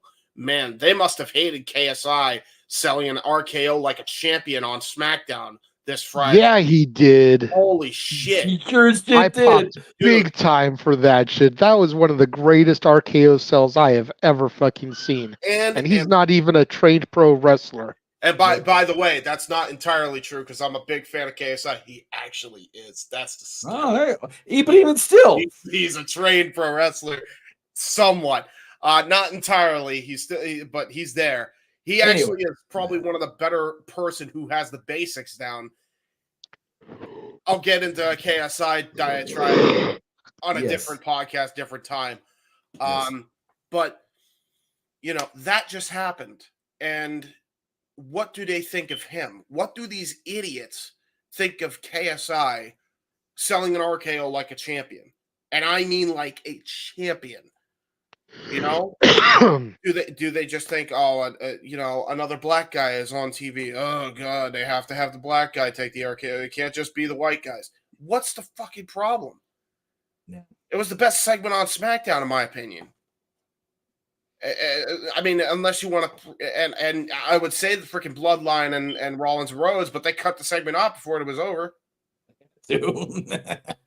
So, like, it by default, and what is the issue with that? Why are we still stuck in these times in a lot of these people's mindsets that, well, they're only getting special privileges because they're black? You guys don't even know a fucking half. If you're saying that, you don't even know half of how special and how privileged you fucking have it. Right, exactly. I don't want my point. I don't want to fucking hear it from people that say, "Oh, well, they get this and they get that and they get this and they get that." Fuck off. Fuck all the way off with that. And it frustrates me because I am a person that has friends of this color. I have friends of different ethnicities and backgrounds. Okay? And I don't freaking see color. I never have seen color. Fuck. I never will see color. And the fact that there's anybody disrespecting somebody like Bianca Belair, it hurts me probably more so than it hurts Jeff. And it's not fucking okay. It's never going to be okay, man. Bianca's one of the most fucking talented pro wrestlers in this goddamn business, and she has come a goddamn long way. I've seen this woman at the start of her career in WWE in the Mae Young Classic all the way up until now. Yep. I've seen Montez Ford in the same freaking light from NXT all the way up until now. And it's absurd to me that these people are getting this kind of hate just because of the color of their skin. You want to talk about fucking ignorance, man. And I'm sorry I even getting a little choked up, but it really does hurt my heart. It really does. And it really sucks because it's like, that's all I grew up around people like this. I loved, some of my bestest friends are that color. So when I hear shit like this, man, it really, really gets to me. It really gets to me. And I don't even have it that bad. There are content creators that are of this, that have literally gotten me. KSI is one of them through the toughest times of my life. And they have to go through this shit on a fucking daily basis. I've seen videos where KSI would do one question go, and they would say worse than what they said to Bianca Belair. And it's fucking gross. It's 2024, not 1852. Fuck. Yeah. No, it's... That's my fucking rant. There you go. All right. If there aren't any other super chats or anything that came in to address, there were. Which thank you again to everybody for the super chats. Please make sure you're sharing the love across all brands. Go ahead, read it, Jeff, because I can't see it. It says, from arguably the greatest YouTube username in the history of the NerdQ Galaxy, from 26.2 miles outside parts unknown, with a $5 super chat. Thank you for that. On the topic of video games, have any of you checked out Ultra Pro Wrestling? Because we were talking about the video game a little while ago. Coming out soon, looking very similar to the old and No Mercy from N64, which even for my money and the graphics is still the greatest wrestling game of all time, at least for me. So I have not seen the information about Ultra Pro Wrestling. Has anybody seen that before we dive into it? I have not. I'm not much of a gamer, honestly. Right. I know people in here that are gamers. So if anybody's seen it, we can talk about it. If not, we appreciate the $5. Good.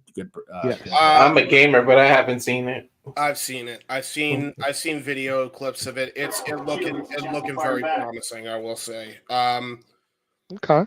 Gameplay wise, it's definitely going to have a lot to offer. It's definitely going to be better than freaking AEW's freaking engine. I'll tell you that right now. That's not a high bar. I know. But yeah, I've seen it. Yes. Very cool. Okay. All right. So we are going to briefly address Dominic's wedding, but we're going to go ahead and take a quick commercial break before we do that. Appreciate that. I'm making the graphic for it. Let's go ahead and show everybody and get Noah back on the screen here so he can talk about all the stuff that he's going to be losing his voice over between next Wednesday's Big Business and the Bash in Berlin. And yes, we know it's already out of date because fuck TNA and AEW for announcing two other things since I made the fucking video. This is why he does it. Screwing it over for me. No lube, no reach around, no kiss or nothing. Let me know what was coming. God damn it. But those images are loaded in there so we can address them afterwards. Go ahead and roll that video, Jeff. We will be right back. Oh, by the way, thank you, Fred Durst.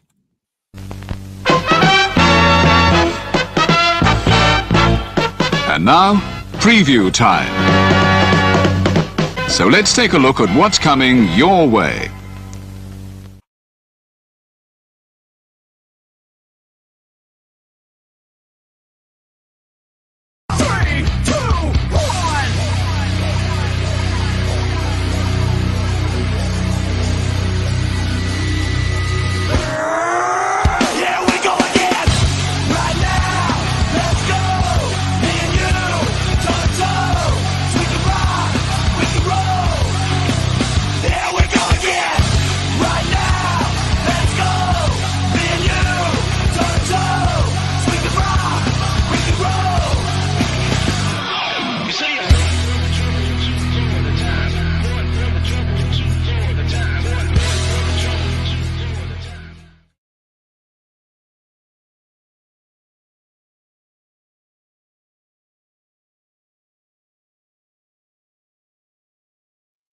That picked up my mood, and yet again, also under siege from TNA, Battle of the Belts 10 AEW, Double or Nothing still pending, and again, there's just so much going on. Of course, when you see Rabbit be another one from the DPW, all the wrestling, all the professional wrestling,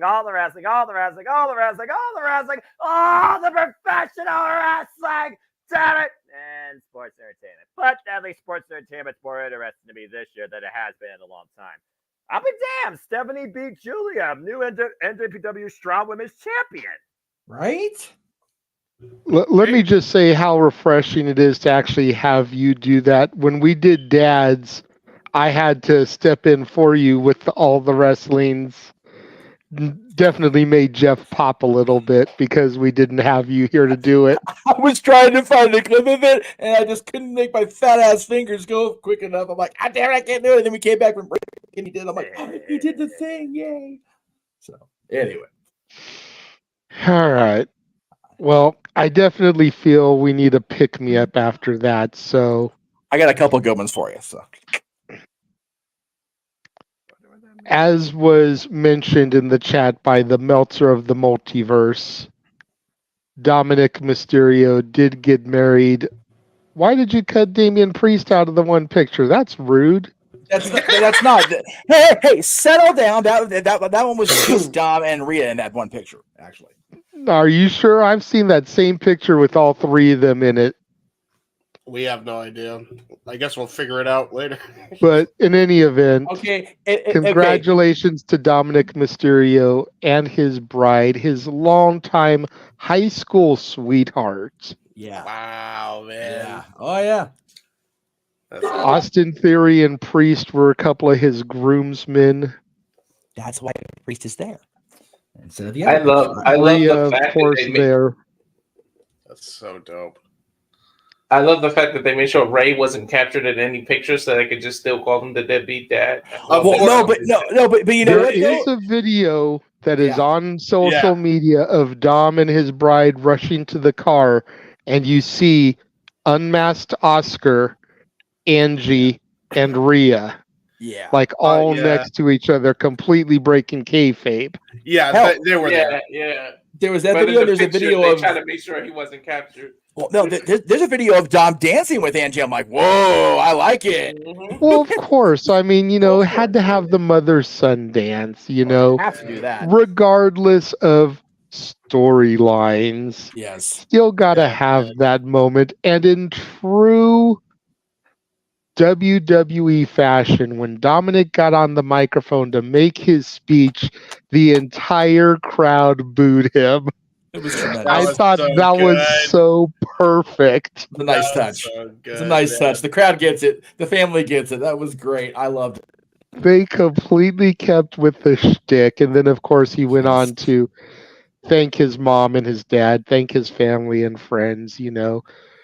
The good boy that Dominic is and was raised came out in that speech. But just to have that little bit of clip where he got booed at his own fucking wedding is just great. Dude is a heel through and through. True and true, brother. I love it. And then I also saw earlier today Riddick Moss and Emma tied the knot as well. Yes, That's good for awesome. them. Good for them. All the Pictures love and circulating love. via People magazine, so congratulations to them as well. We need the love right now. The love in wrestling needs to be prevalent. Absolutely, especially after the topic we just came off of, man. We need the love. We need all the happy thoughts. If we need some love in wrestling, weddings are awesome, but the wrestling fans also got a gift from the photography gods and our buddy Angelo Trinidad, JJ. Oh, no. Yes, I did see that. Yeah. Okay, so I saw LA context, Knight post that. Yeah, so for context, ladies and gentlemen, LA Knight posted this. This was done up by former United Wrestling Network, Champion Wrestling Hollywood, NWA Hollywood, whatever, ring announcer and producer Angelo Trinidad. The image in the quote-unquote background is actually Percy Pringle and Sean Ricker walking through the curtain at the Glendale Studios, which just tugged at my damn heart. Oh my God. Yeah. And then in the foreground is the Paul Bearer figure and the recently released LA Knight figure. And for those of you only listening and not watching this, and first of all, what are you doing with your life on a Saturday night? Jesus Christ, turn this shit on. LA Knight said, "This is that shit." Just plain and simple, tagged Chambers from Hollywood and hashtag Paul Bearer, Percy Pringle. Oh yes, yeah. And then Marquez, as eloquent as Dave Marquez do. Awesome recreation by Angelo Trinidad of this photo. Shane Kidder is Shane's real name, but Shane's photos, United Wrestling Network classic. William Moody, Percy Pringle, of course, and his charge, Sean Ricker, entering the studio arena. Wonderful memories. For JJ and I, this is exactly what it is. It's a wonderful memory. The picture of my boy being handed that urn by Percy could have been right after that photo was taken. Like that's how involved and intimate we were with the Dave Marquez produced wrestling here in Hollywood and Glendale. It was a beautiful time. We had the amazing opportunity to befriend Bill Moody, Percy Pringle. I'm getting choked up myself now. God, I gotta calm down. Bill Moody, and I love stuff like that. I actually have the Chase variant with the blue suit and the more human-looking Paul Bearer from 1998 on pre-order because that shit sold out in a hurry. But it is on the way here. So that's going to be a little display here in my studio and I got to get a LA Knight figure because now it's a thing. So absolutely, I need to get both figures too, and I'll probably recreate that image myself. It is so. I went back recently because we actually just passed the anniversary of Percy's passing. I can't believe it's been freaking 11 years. That just blows my mind. Wow. Of Sean giving that eulogy for him in the ring right after you and I got a chance to do the at the grill position. It was such a long time ago, but it feels like yesterday. It was so cool, and I thought that. And as soon as I saw it, I'm like, okay, we gotta bring the mood up after this main event topic. So between the weddings and again, congrats to Riddick and Emma, and congrats to Dom and Marie, and Emmanuel's not wrong. Dom finished the story before Cody did, so good on him, man. I mean, damn. Oh. My question: how they get that video footage as a videographer? That's a big no-no. I'm sure Dominic and Marie approved it. Like the fact, like I said, he got booed at his wedding. You got to put that shit on television. Yeah, like man. Not. I mean, you can't because you're gonna break kayfabe, but you got to put it on social. But that's just too good to pass up. Jesus. I mean, there was a lot of videos that were going around. By the way, shout out Conor Andrew for being one of the first to break the news. Yay! We love you. Yes, we love you, bro. We do love you, Flavor. Absolutely. Secondly, in relation to everything we just talked about, talk about a name that I miss in wrestling being on screen. Can we please get David Marquez as a fucking interviewer for some major wrestling company? So Dave is still promoting out here. They actually, JJ, the irony of ironies. Do you know their new location is now permanently when they go once a month? The Irvine Improv? No, Long Beach, California. Oh, they moved? Yep, they moved again. Irvine did Irvine things. I'm just going to leave that there. I'm not getting sued today. But yeah, they're actually in Long Beach now. It's like, I texted them, I'm like, really? Like, really? Couldn't have done that 10 years? Like, thanks, Dave. As always. Love you, brother. But he has learned his lesson internally as far as working for somebody else in wrestling, because it leads to shit like what happened with Billy. Yeah, that's not gonna happen. I just man, he's so damn talented. Like, what's funny? Like David is Marquez has got a great mind for the business. He's got a great mind. He's got a very distinct voice, which I'm not getting in trouble again today. But he's the great interviewer that will just take the verbal slacking. Yes. And just like and like just he's very Mean Gene-ish. Yes, and I love it. But I love he's that witty about enough to dish it back at the right moment. Oh yeah, dude. Him and Pierce, when Pierce got going, and like Pierce went like that step too far, Marquez is like, okay, no, wait a minute. One of the best ones though was in recent NWA when LA Knight was cutting that promo and he was sloshed, just dude. sloshed. And And he's talking going about along with his shoe and everything. his jacket. And I didn't say jacket. Yeah, That's how started. That's how That's really exactly kicked how off. it was started. just It like, was that promo, and the people in Atlanta just going, "Wow, I think Sean's had a little too much to drink back then," which he totally did. He said, wasn't he doing a Christmas jingle on that episode too with Josephus too? And he was like every little line he would just be like, "Yeah, yeah." That's what happens when us SoCal boys get drunk and go on the air, kids. Yes. Jesus Christ. To Sajo, I think that's the name there. Not everybody knows who the fuck Tennille Dashwood is. We did just say Emma got married too. Thank you for paying attention. Have a good day. We appreciate everybody paying attention. Hell, Noah came back on screen. God's sakes, guys, come on. Anyway, that I do believe, sir, is it at 10:13. Yes. Oh, shit. That would be it. So what we can do is we can actually start getting to the shills, and maybe we can be off the air before 11 o'clock, 2 o'clock. Oh wow! I think this is like the shortest. I mean, unless anybody in the chat room wants to super chat a topic, it will take a super chatted topic, not just some random, hey, what do you guys think of this? Yeah. That's what Talk Wrestling's for.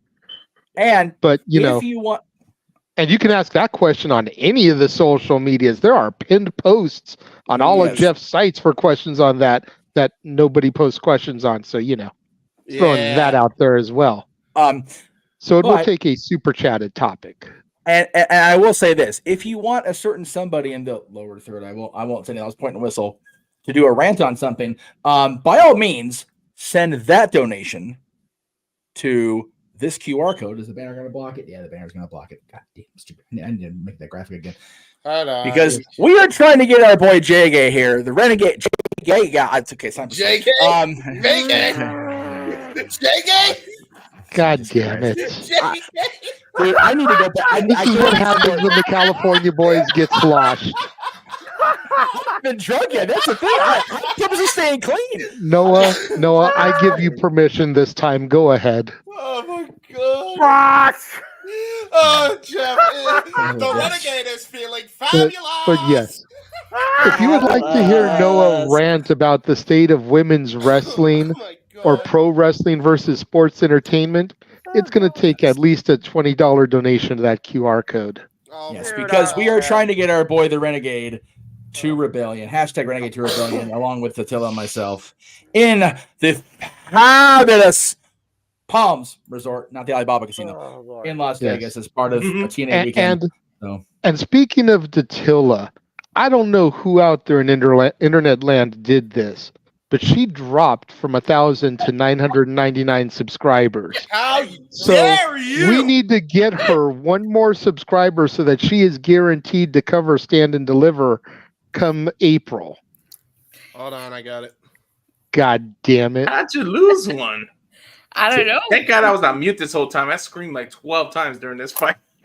To that person, to that one person that unsubbed. What the fuck? There it is. Yeah. I was waiting for That's right. Or. What are you, a fucking piece of shit? Also accurate. Yeah, that's also accurate. All right, she's back at 1,000. I subscribed it with the other account, my backup account. I did it. I guess There we go. Stand and Deliver then. Yeah. Yeah. Hold on. Let me James just stood up and delivered. Now, give me a second, and let me just go on my WYW account. Make sure she stays there. All right, 1,001, and one more, just to be on the safe side. Right. My buddy Casey's account. I'm so glad I don't got to worry about. There we go. So glad I don't got to worry about being monetized on YouTube to endure everything every week. We're all set. Tremendous. You got 1,002 subs now, Tatilla. There you go. So, Arlene, to answer your question, That would be, I think, directed toward the two people on the left of the screen. Because I don't know when exactly we need to put everything into motion as far as spending on flight, hotel, and all that. JJ? The sooner the better. Okay, that's fair. I was going to say The that. sooner the better. I can't give an accurate date because it's just a matter of getting the donations. But the sooner the better. I have already had to look into a couple different places from where my original spot was going to be because of it getting booked up. Yep. What happened in that? We're about 25% of the way there. So again, the sooner the better. For those of you that don't travel a lot and like fly or hotel a lot, if you don't book up like early, like flights get expensive as fuck. Hotels, not necessarily as often as the flights do, but hotels get pretty pricey unless you happen to catch a deal like last minute. Flights are always expensive the closer you get to your travel date, period. So Mark Briscoe was set on fire. That's interesting. So And the flight isn't the issue. It's the hotels getting booked up. Right. So we do have a couple of $2 super chats from Emmanuel. So let's go ahead and I'll throw those up there. We'll do this one first. Ooh. Why isn't pushing Bailey? Why isn't pushing Bailey run? Okay. I think what he's trying to say is why aren't they pushing Bailey as well during this run? It's been a negative, it feels like. And I don't know if I agree with that because yes, she's been deserted by her entire friend circle, including Dakota Kai, which, you know, Dakota's trying to catch up with Paul White for most heel turns in a single calendar year, it feels like. Or at least not WWE career. But I don't really have a problem with the way they've had the run from Mania, from Rumble to Mania for Bailey so far. Yeah, neither have I. I think a lot of people like jumped the gun with it. What else you do? Yeah, right. No, it was like there was so much uproar about it. I'm like over here, like, guys, they've been featured very prominently. Yeah. You got to remember, there's 2 nights of Mania, which means they have to focus on multiple stories and not just one. Yeah. Like, no, I give you that, but what I think what Emmanuel might be going back to is the fact that Damage Control as a whole and Bailey's push has been very lackluster since they re-debuted at SummerSlam. That's fair. Which is true. Yeah. You think about how Io and Dakota have had championship runs, and every time Bailey challenged for something, she lost. Right. You know, Bailey has been very underpushed because of the fact that she was trying to get the other two super over. Exactly. Which she did to a degree.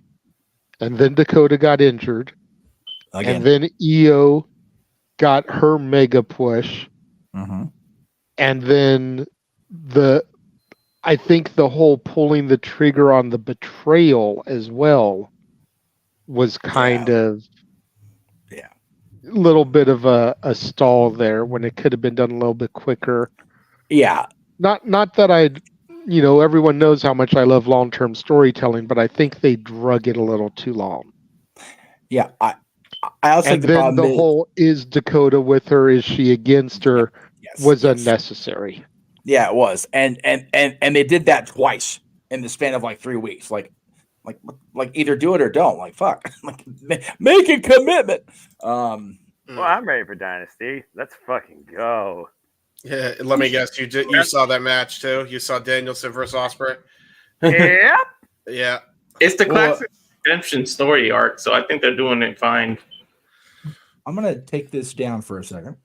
Yeah. Danielson and Ospreay at Dynasty? Yes. Yep. Yes. Okay, yeah, your ass better stick around till then at least. Yeah, no, I'm definitely tuning in. Jesus Christ. That's a banger. That's a banger and waiting. That's professional wrestling. That's it. We were asked earlier because JJ did mention it. List your top contenders that should be in the Hall of Fame before we write. Let's each do one so we actually get out of here. And Okay. we'll start with JJ since he's the one that. And just to the room, let's ignore controversies and lawsuits and everything. Yes. In a perfect world. Yes. Number 1, Owen fucking Hart. Yep. Deserves it over Bray Wyatt. Yep. Datilla? Miss Elizabeth. Oh, damn. Walter. Jim Johnston. Yes. Yeah. Noah Foster. Victoria. Ooh. James. Wow. Damn. Good take. Ooh. Okay. Everybody picks such great picks. Let me think. Let me think for a second.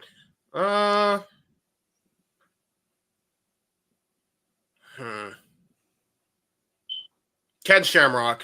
I don't know if he's been inducted yet. Nope. No, he hasn't. Yeah, Ken Shamrock. He just recently signed a Legends deal. A lot of people thought that he would pop up in the Rumble and could be an inductee this year. There's still time to announce him, but as of right now, he's not in there yet. Damn it! Why didn't they set Karen Jarrett on fire? Well, I guess you got to. By the way, that was Ken Shamrock has unnecessary, Noah. Ken Shamrock has one of the most underrated theme songs ever. Like for totally. We discussed it. Go back and watch me and Jeff's top 10 underrated 3 songs. Yeah, theme songs. Yeah, it was one of those episodes. We did a couple of those. Yes. So it's down to me. God, there's so many I would say. And I do have one more I'm going to say after you. It's going to be a hot take, but go ahead, Jeff. Now, I'm having trouble narrowing mine down, so if you want to go into your hot take, people can discuss it while I think. Okay. Would you like to give me a solo shot here? Certainly. Stand by. Come on, computer. It's not working. There it goes. Vince Russo deserves it before Bray Wyatt. Oh, Jesus. No, he does. Yeah, he does. He does. He was one of the people I was spinning in my head, so I don't disagree with that. We know he'll never get that before any of the. No. You know what though? How many times about the other events have we said never say never in the last 2 years? Yes, but then never say never is completely a dead phrase within WWE. Yeah, and to that point, Jeff, and to counterpoint you, James, Triple H wouldn't be Triple fucking H if it hadn't been for Vince Russo. That is true. That is true. So I'll tell you what, and again, people are gonna say, "Oh, he's already in twice." Dude, I understand that his most prominent success came as a member of factions. And this is going to be biased as hell because he's my friend. I give no fucks. Sean Waltman on his own or Joni Lauer on her own. Either one of them. Take my damn money. I will sit in the front row. I will pay for a front row seat if they give Joni her own induction or if they induct Sean Waltman just as Sean Waltman for what he contributed outside of being X-Pac or Six. I think that guy is the most, only till recently, because he's finally getting the fucking flowers, underrated. Like, he was the guy when somebody comes in the company, throw the kid at him. See what he can do with Waltman. And if they pass the X-Pac litmus test, they were good to go. Put the fucker in the Hall of Fame on his own. And yeah, I'm biased. Send your hate tweets here because I give no fucks about my friendship biasing me against anybody else when it comes to Sean Waltman. Yeah, true. And no, I know that wasn't echo. That was James just saying it 3 times because sometimes we echo in this room, but not today. No. I don't have rerow this time. At least right now. There was like a rerow in Boston, at least till Wednesday when Sasha Banks breaks the internet. That's true. Because we don't know she's coming. Fucking yeah, right. Okay. Yes, and I said it in our group chats. I am going to say it on the air so that it is documented. I predict Mercedes Moné will debut after the Willow Nightingale versus Riho match. Yes. Or during it. Yes. Yep. I am calling it on the air for the world to see now. Yep. And for those of you that don't know why, go back and watch New Japan resurgence Yes. in the fact that Willow defeated Mercedes due to the freak injury that she suffered to become the first ever New Japan Strong Women's Champion. There is unfinished business. Oh, but Mercedes should go after Tony. There is unfinished business. JJ, what do you call it in your world? Forward phrase? Long-term storytelling. It's only a year old, but it's still long term. Another great take before we move on to the shows about the Hall of Fame. Plus, Deonna Purrazzo deserves a fucking rematch against Tony Storm. Damn right she does. Damn right she does. That fucking Butler, that freaking Tony Storm wannabe, freaking ruining the damn match. I still stand by it. Damn. Noah Dattila, do you want to join me for one in 3, 2, 1? Long may she fucking reign. Yay. I'm almost tempted to go now because it's only 3 hours from me. I'm saying. There you go. But yeah, the other comment of the Hall of Fame, dude, R-Truth all day. All day. Another friend of the channel. Love Ron. Absolutely. But I think we need to get away from the inducting people while they're still active. Agreed. I agree with that. Ray made sense last year because we were in California. He's from San Diego. Mm-hmm. Paul makes sense this year because they're going to Philly. Yeah. But we need to stop that, just like we need to stop the just because they die, they go in. No, I agree with that. Mm-hmm. We need I didn't to agree stop when they did it. inducting people while they're still active. Yep. I understood why they did it with Eddie. Mm-hmm. Yeah. But that doesn't mean they have to do it with everybody. And by the way, Eddie was a whole different breed. He had a long, lengthy, legendary career up to that point. Yes. For real. And he was supposed to win the title the night he died. Mm-hmm. Yep. So where was there? Okay. So we mentioned when we were doing the Noah Shield with all the watch-alongs, AW and TNA hate us. Especially they hate JJ more than anybody. So let's go and do those right away. Let's do those first. Yes. So announced just tonight, AEW Battle of the Belts 10 on April 13th. So we will go ahead and we will do as we usually do, and we'll do Collision and Battle of the Belts. Make it a 3-hour show, just like a pay-per-view PLE. Let's freaking go.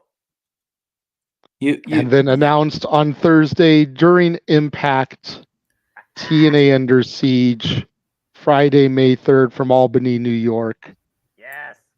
You gotta wonder if he's still under contract, if Bully's gonna find a way to get in there since Dudleyville is New York. Like, seriously. Y'all remember when we had nothing scheduled on a Saturday? You remember? Yeah, that was cool. Pepperidge Farms remembers. Pepperidge Farms remembers. That's it. No shit. I was going for the Farley thing, but that works too. And again, fuck TNA for freaking announcing that.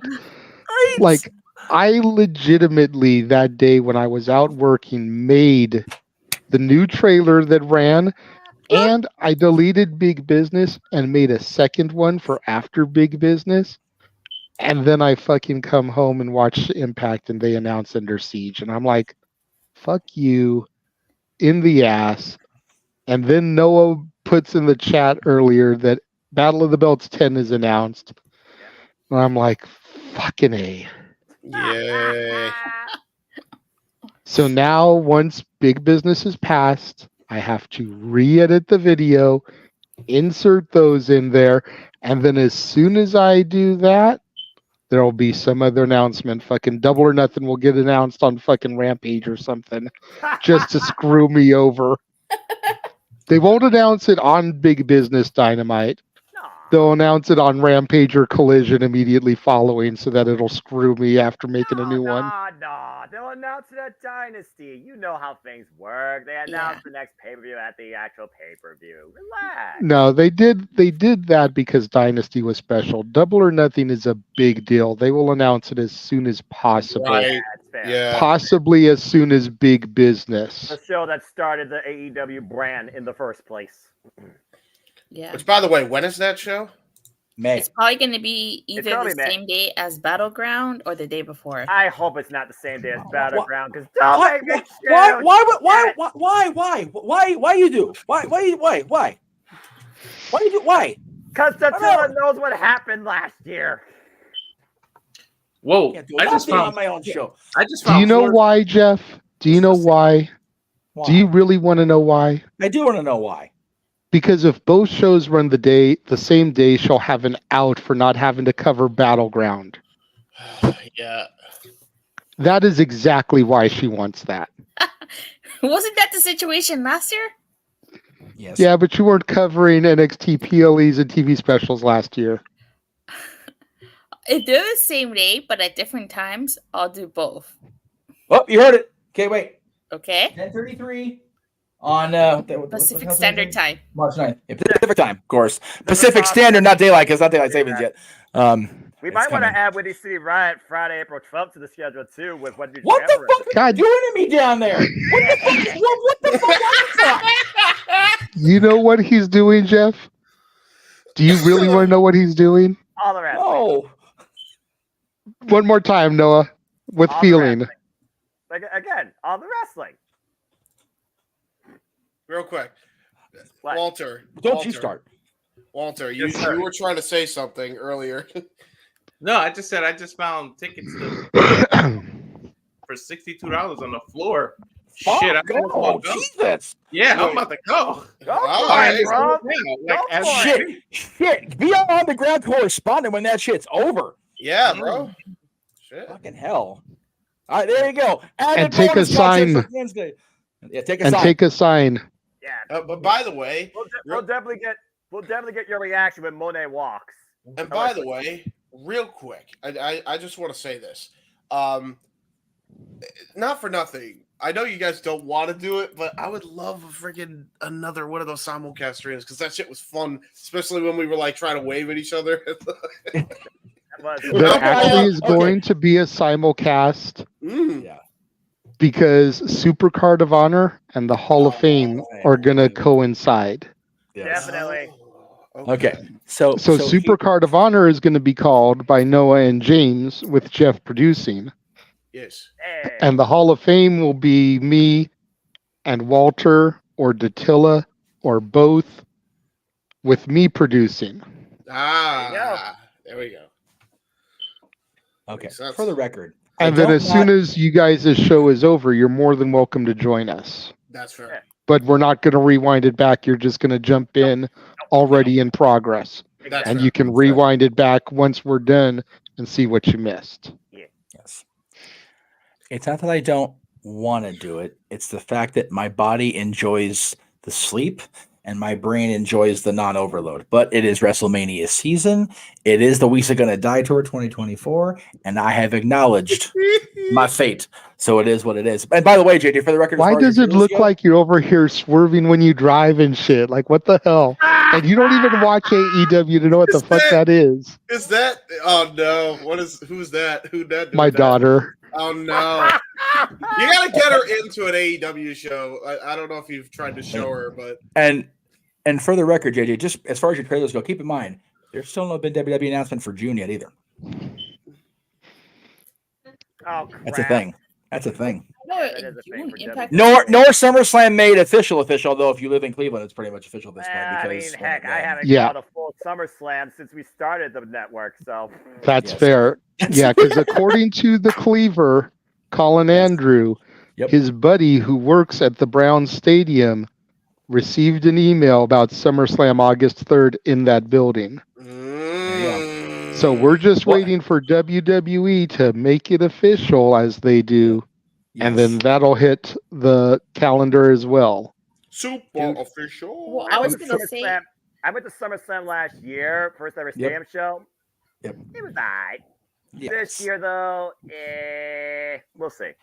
What can Brown do for you? Make JJ wait to make the fucking trailer. God damn it. I was going to say TNA's probably going to announce Against All Odds in June. Yeah. That's a heads up against all. And of course, you got Summiversary. And then Summiversary in July. Well, hold on. Let's all calm down. Hold on, producer man. Let me talk to you. We got March figured out. April has all their stuff figured out. Yeah. I think we're all right. The only thing we don't know of for sure right now versus last year's WrestleMania week, I don't know if me and Jeff are going to call Multiverse United or is it going to be a Stardom and TNA Knockout special? Because it sounds like there's going to be a Stardom show at least on that Thursday night. But since I'm the only one that knows all things wrestling here, I'll just use that as a reprieve for being like, hey, Thursday night, I can just enjoy watching wrestling. He makes a very valid point. Oh yeah, I forgot about Multiverse. And then we don't know what day Double or Nothing is going to be, and that'll have us booked all the way through May. Because we already know WWE for Backlash, we already know Battleground, we already know Under Siege. We just don't know what day Double or Nothing will be, and that'll have us locked through May. Yeah, the Double or Nothing's so damn special. The show that started the AEW brand do not be the same fucking day, you murderer. Anyway. By the way, I will say, too, there's June as well, Forbidden Door, and I know there's a pay-per-view we're already covering in June. So that could also be a simulcast day if the wrestling guards aren't kind to us. June's my birthday. JBL? Give me something good. Yeah, I missed things. Yeah, don't talk about JBL. By the way, I'm officially going. With fees and everything, it's only $86 for a floor. Fuck me. Go. You kidding me? Go Go for it, dude. Go for it. Yeah. Okay. Hey, guys, can I start my shills now? Yeah. I think I just wanted to check. Let's get the heck out before the clock is 3 hours. I'm ready to go. I mean, again, unless anybody wants to super chat a topic. And Jeff looks at you. Don't look at me cross-eyed like that, fool. Like you can't use a super chat. I did not cross my eyes once. You do not label me. He did not go. Be labeled, damn it. He did not go AI go face.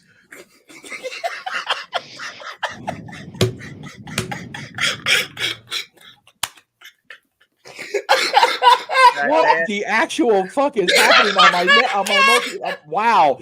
Okay. I'm just gonna. I have to scan a QR. That's why I'm pointing my phone. I'm not doing anything. Should I just say it after that? I don't even know. Yeah, go for it.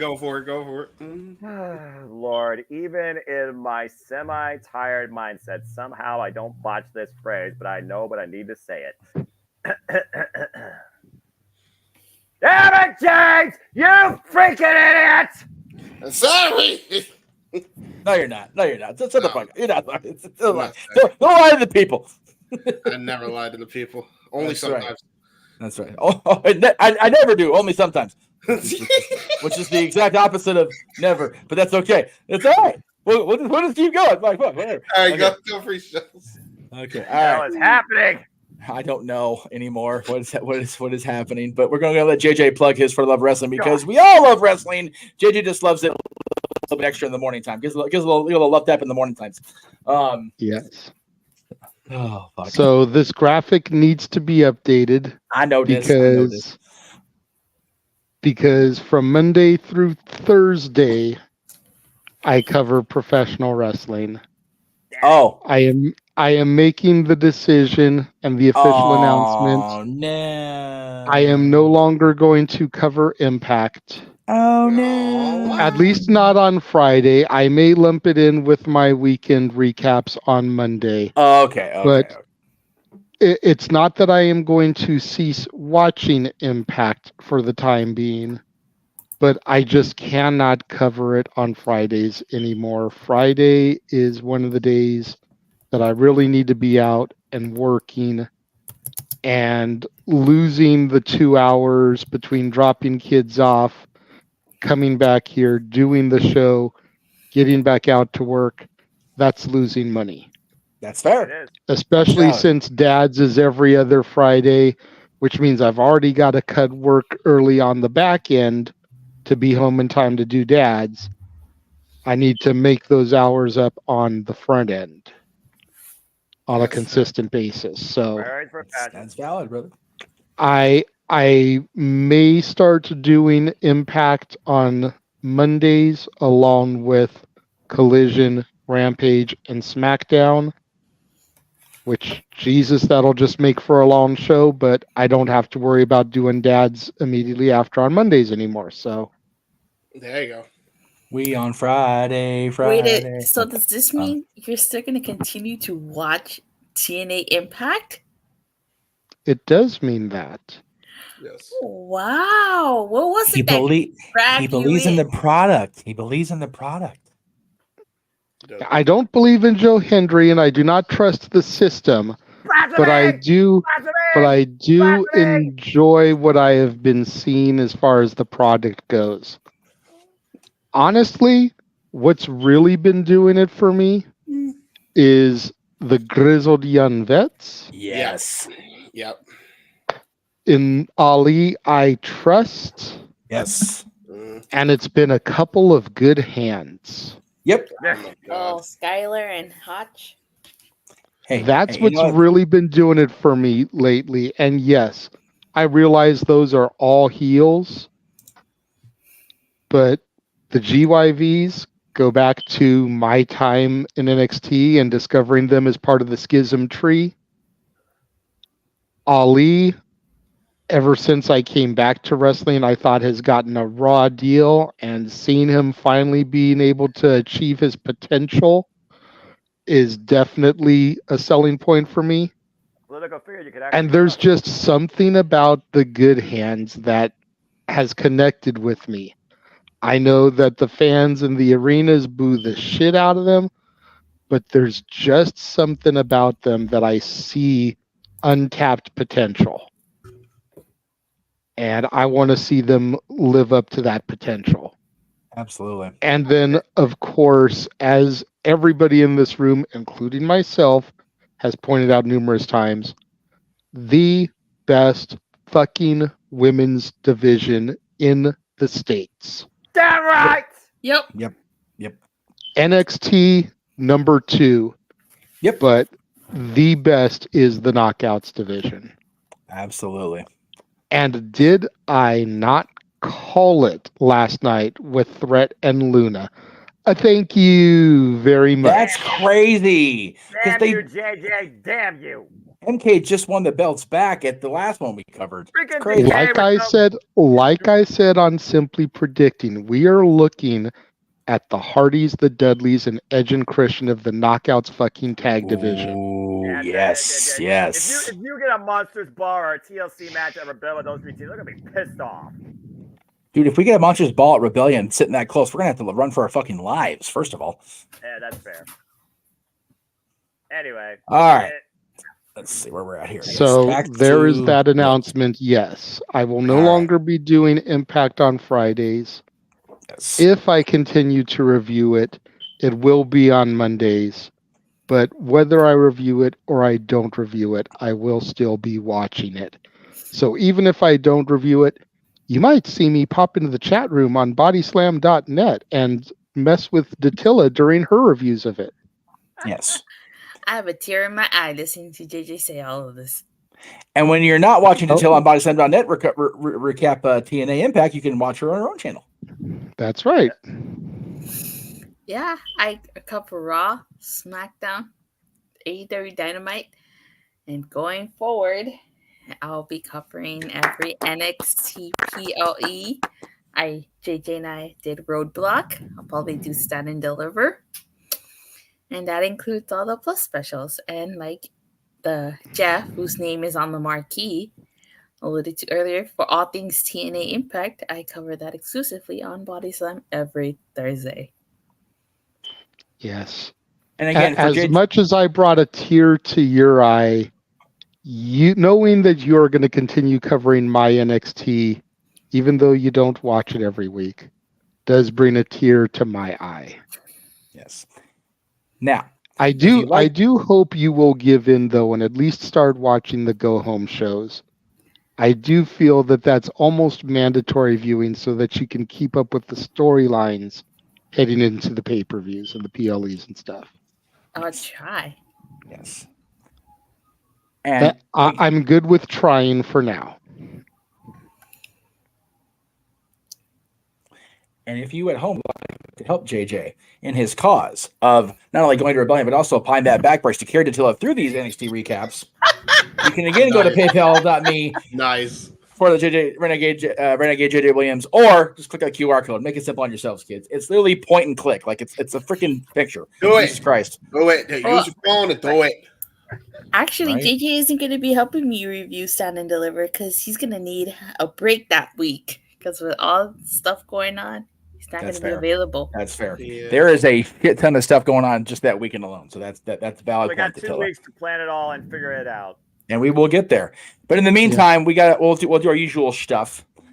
I did see a super chat come in, sir. If you want to address that real quick. I just want to go home. There we go. From Noah's #1 fan, Arlene. That's right. Oh, by the way, but before we get to Arlene's chat, there was a thing from Emmanuel saying, where'd it go? We need to clone. God darn it. We need to clone Noah to kill. Oh, for fuck's sake. We need to clone Noah for commentary for those shows that air at the same time and do a duet when it's karaoke. Do not put the idea in technology's hands. We will find a way. AI exists. AI exists, brothers. I'm telling AI you. version of me? Hey, why not? What are you trying to do? Well, to be fair, there was also an AI version of Wade Needham that Aaron Riff tried to get for no DQCAW. That was funny as fuck, though. That shit was so fucking good. hilarious. Dude, even Wade popped that shit. Since Emmanuel brought up the karaoke, if you want to throw up that Renegade Rebellion one more time, we did say that if we got a $25 donation to that QR code, then Noah would sing "Oh Canada." Oh, that's right. That's right. So let's go ahead and throw that up there one more time. Now that we know Arlene is watching, it has to be to that QR code, though. It cannot be a super chat. That's correct. And Noah will do "Oh Canada." Yes. Oh. So yes. Hey, you know what? I'm singing it, and I don't sound anywhere as good as Rubber Glaze, so I don't care about the copyright. Fuck it.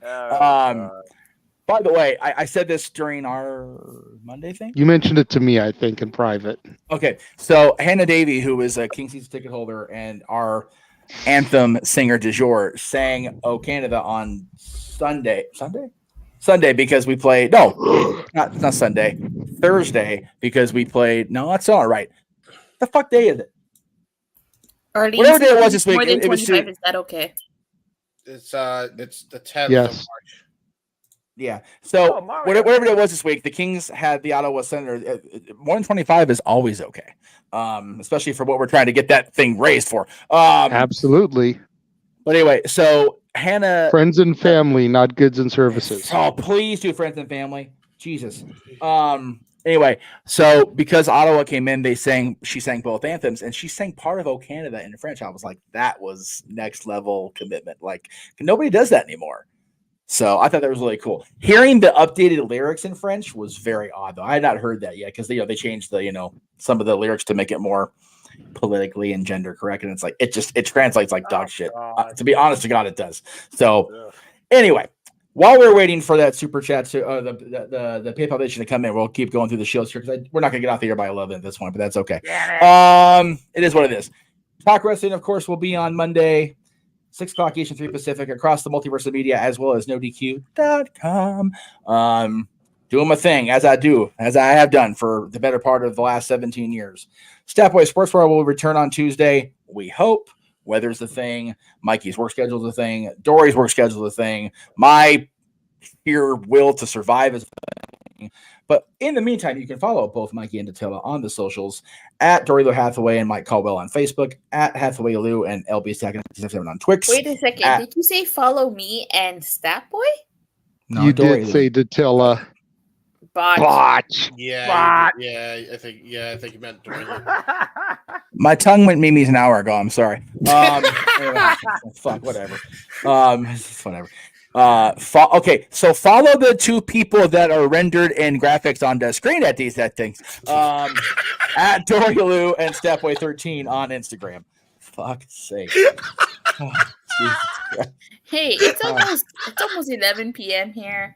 I know what time it Which is. means it's almost 3 o'clock on the East Coast because of the daylight savings jump. Dude, I have been awake since 5 a.m. yesterday morning. I know exactly what the fuck time it is.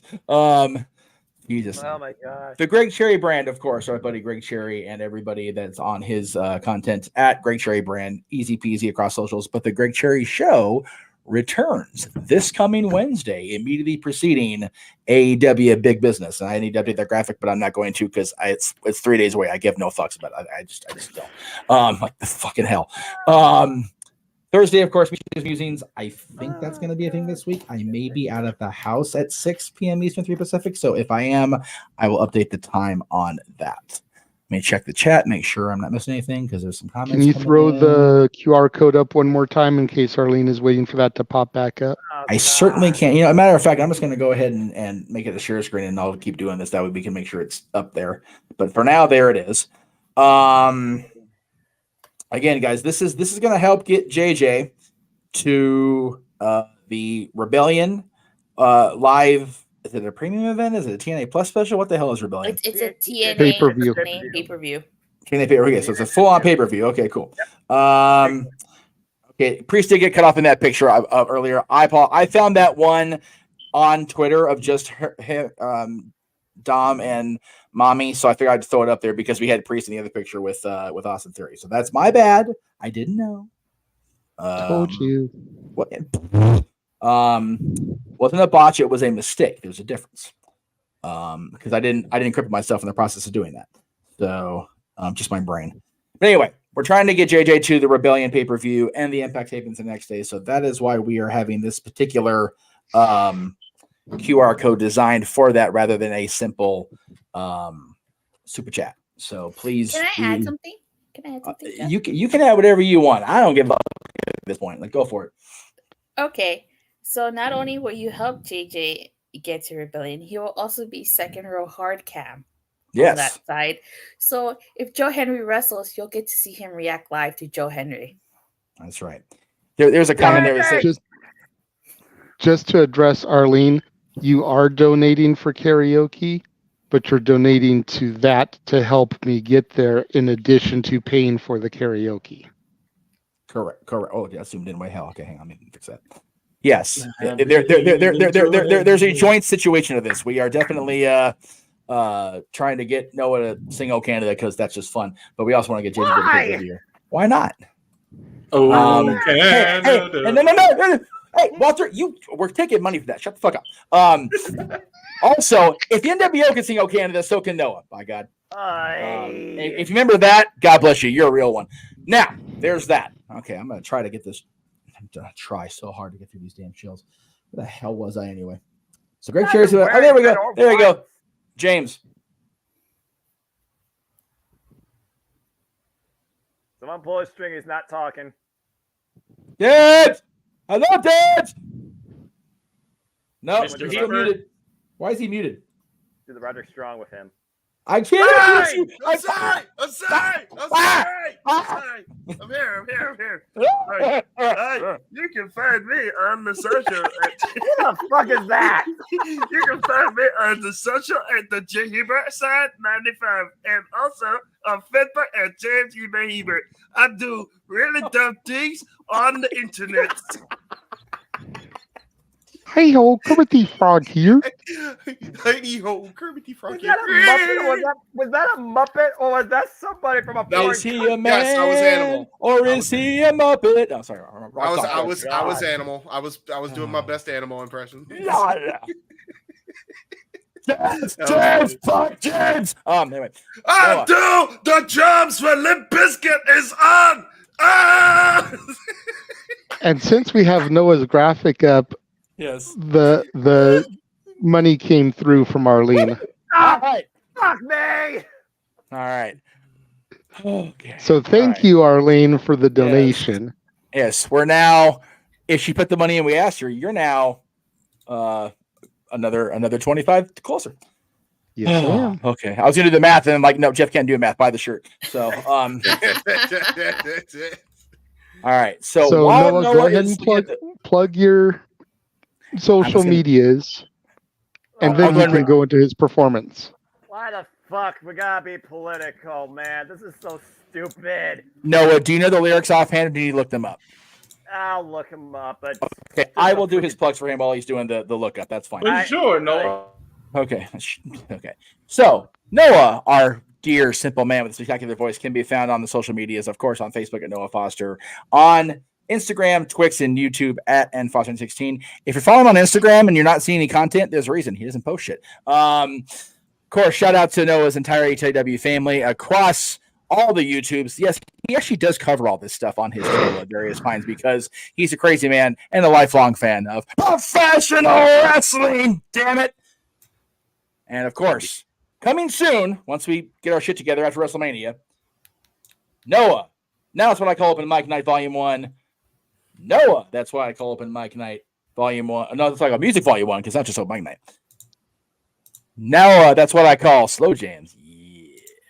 Slow Jams. And Noah. That's what I call Disney because even Mickey recognizes what a G Noah is. There you go. That is true. That is true. Now, and while Noah's still looking at it and we're bringing up Mickey the Mouse, shout out to my friend Brett Iwan, who I got to see for the first time in person in 4 years today. It's fucking ridiculous. I haven't seen that guy in that long. He was at the Collecticon I was at the LA Convention Center. So good to see my buddy Brett. I finally met his husband. I was so happy to meet Doug finally. God, that took way too damn long to happen.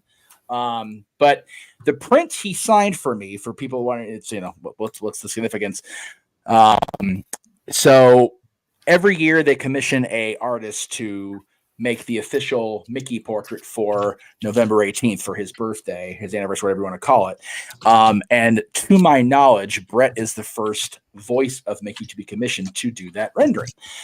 Brett's also an artist by trade. He's an animator, so that's where he got his start. But also him doing the Sorcerer Mickey print is special because that's where his fandom of Mickey and Disney started. He was a Fantasmic fan, like somebody else in the room. So it's very cool to. I had it all said to JJ. You're going to be very unproud of me when I make this statement. The cost of a video promo was the same as a picture and an autograph together. I'm like, okay, I don't need an autograph. I got shit. So I don't do autographs. Like, that's not my thing. I'm like, all right, gonna do the video, gonna do the thing. And then Brett walks in with Doug and has those prints, and I'm like, God damn it. Right. Because I love that print. I praised that print so much when they released it last year during the anniversary thing. I'm like, son of a bitch. So I talked to Brett about it. He goes, well, you're gonna be here tomorrow? I'm like, dude, I'm sleeping tomorrow. I haven't been to sleep since last night. He's like, or since Thursday night. He goes, next time I'm in town, next time you're in the area, we'll get it done. So we will have the voice of Mickey Mouse praising the Jeff Meacham Network at some point. It's just we were in a rush and I was low on funds today. That's fair. You know. All right. Well, now that we got that, I go and take this down because we have the donation we wanted for today. Noah, are you Unless ready? anybody else wants to donate. I mean, if anybody else wants to, by all means. Noah, are you ready to pay tribute to the Great White North? That beautiful loft above a kick-ass party. What the hell are you all about to do? Put a Canadian flag on the screen? Yes. Well, Shut the fuck up. You forget there's 3 producers, so I could do that while you try to do that. Come on, Mr. Mountie. As a tribute to the former president of TNA Impact, Coach Scott D'Amore. That's right, damn it. And Team Canada. You're using this against me. The master of the Canadian Destroyer, P.D. Williams. Hotshot Johnny Devine, A1, Eric Young, and of course, the man who would become glorious, Bobby Roode. Eric Young did a Canadian Destroyer yesterday, didn't he? Yeah, he did. Really? Yeah. Yeah, he did. He did. Noah, are you ready, sir? Let's get this over with. God bless it. So here to do, Oh Canada, the simple man with the spectacular voice, Noah Foster. Oh, God. This is where you give a solo shot. Okay. Let's get this over with, Noah, and then you put it in. Oh, nice with the Canadian flag. Perfect. Hang on. Sorry. Hang on. Okay. What? Canadian flag? What are you doing? No, you gotta have the Canadian flag with it. I'm trying. I can't do this fast minute. Okay, I can't say. Fucking hell. I can only do 2 things at once, and not even that. There you go. Yeah, all right, Noah. There we go. All right, just get it down. It's only 2 minutes long. Damn Canadian flag. I'm never gonna live this down. All right, get this done. All right, everybody quiet. Show respect for the country. I hate. All right, try to do this. Oh, Canada, our home and native land, true patriot love in all thy sons command. With glowing hearts we see thee rise, the true north strong and free.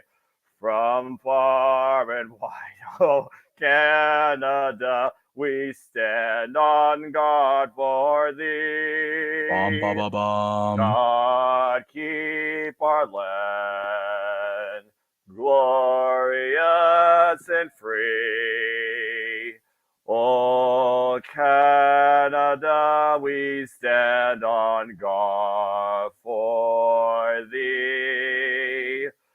Oh Canada, we stand on guard for thee.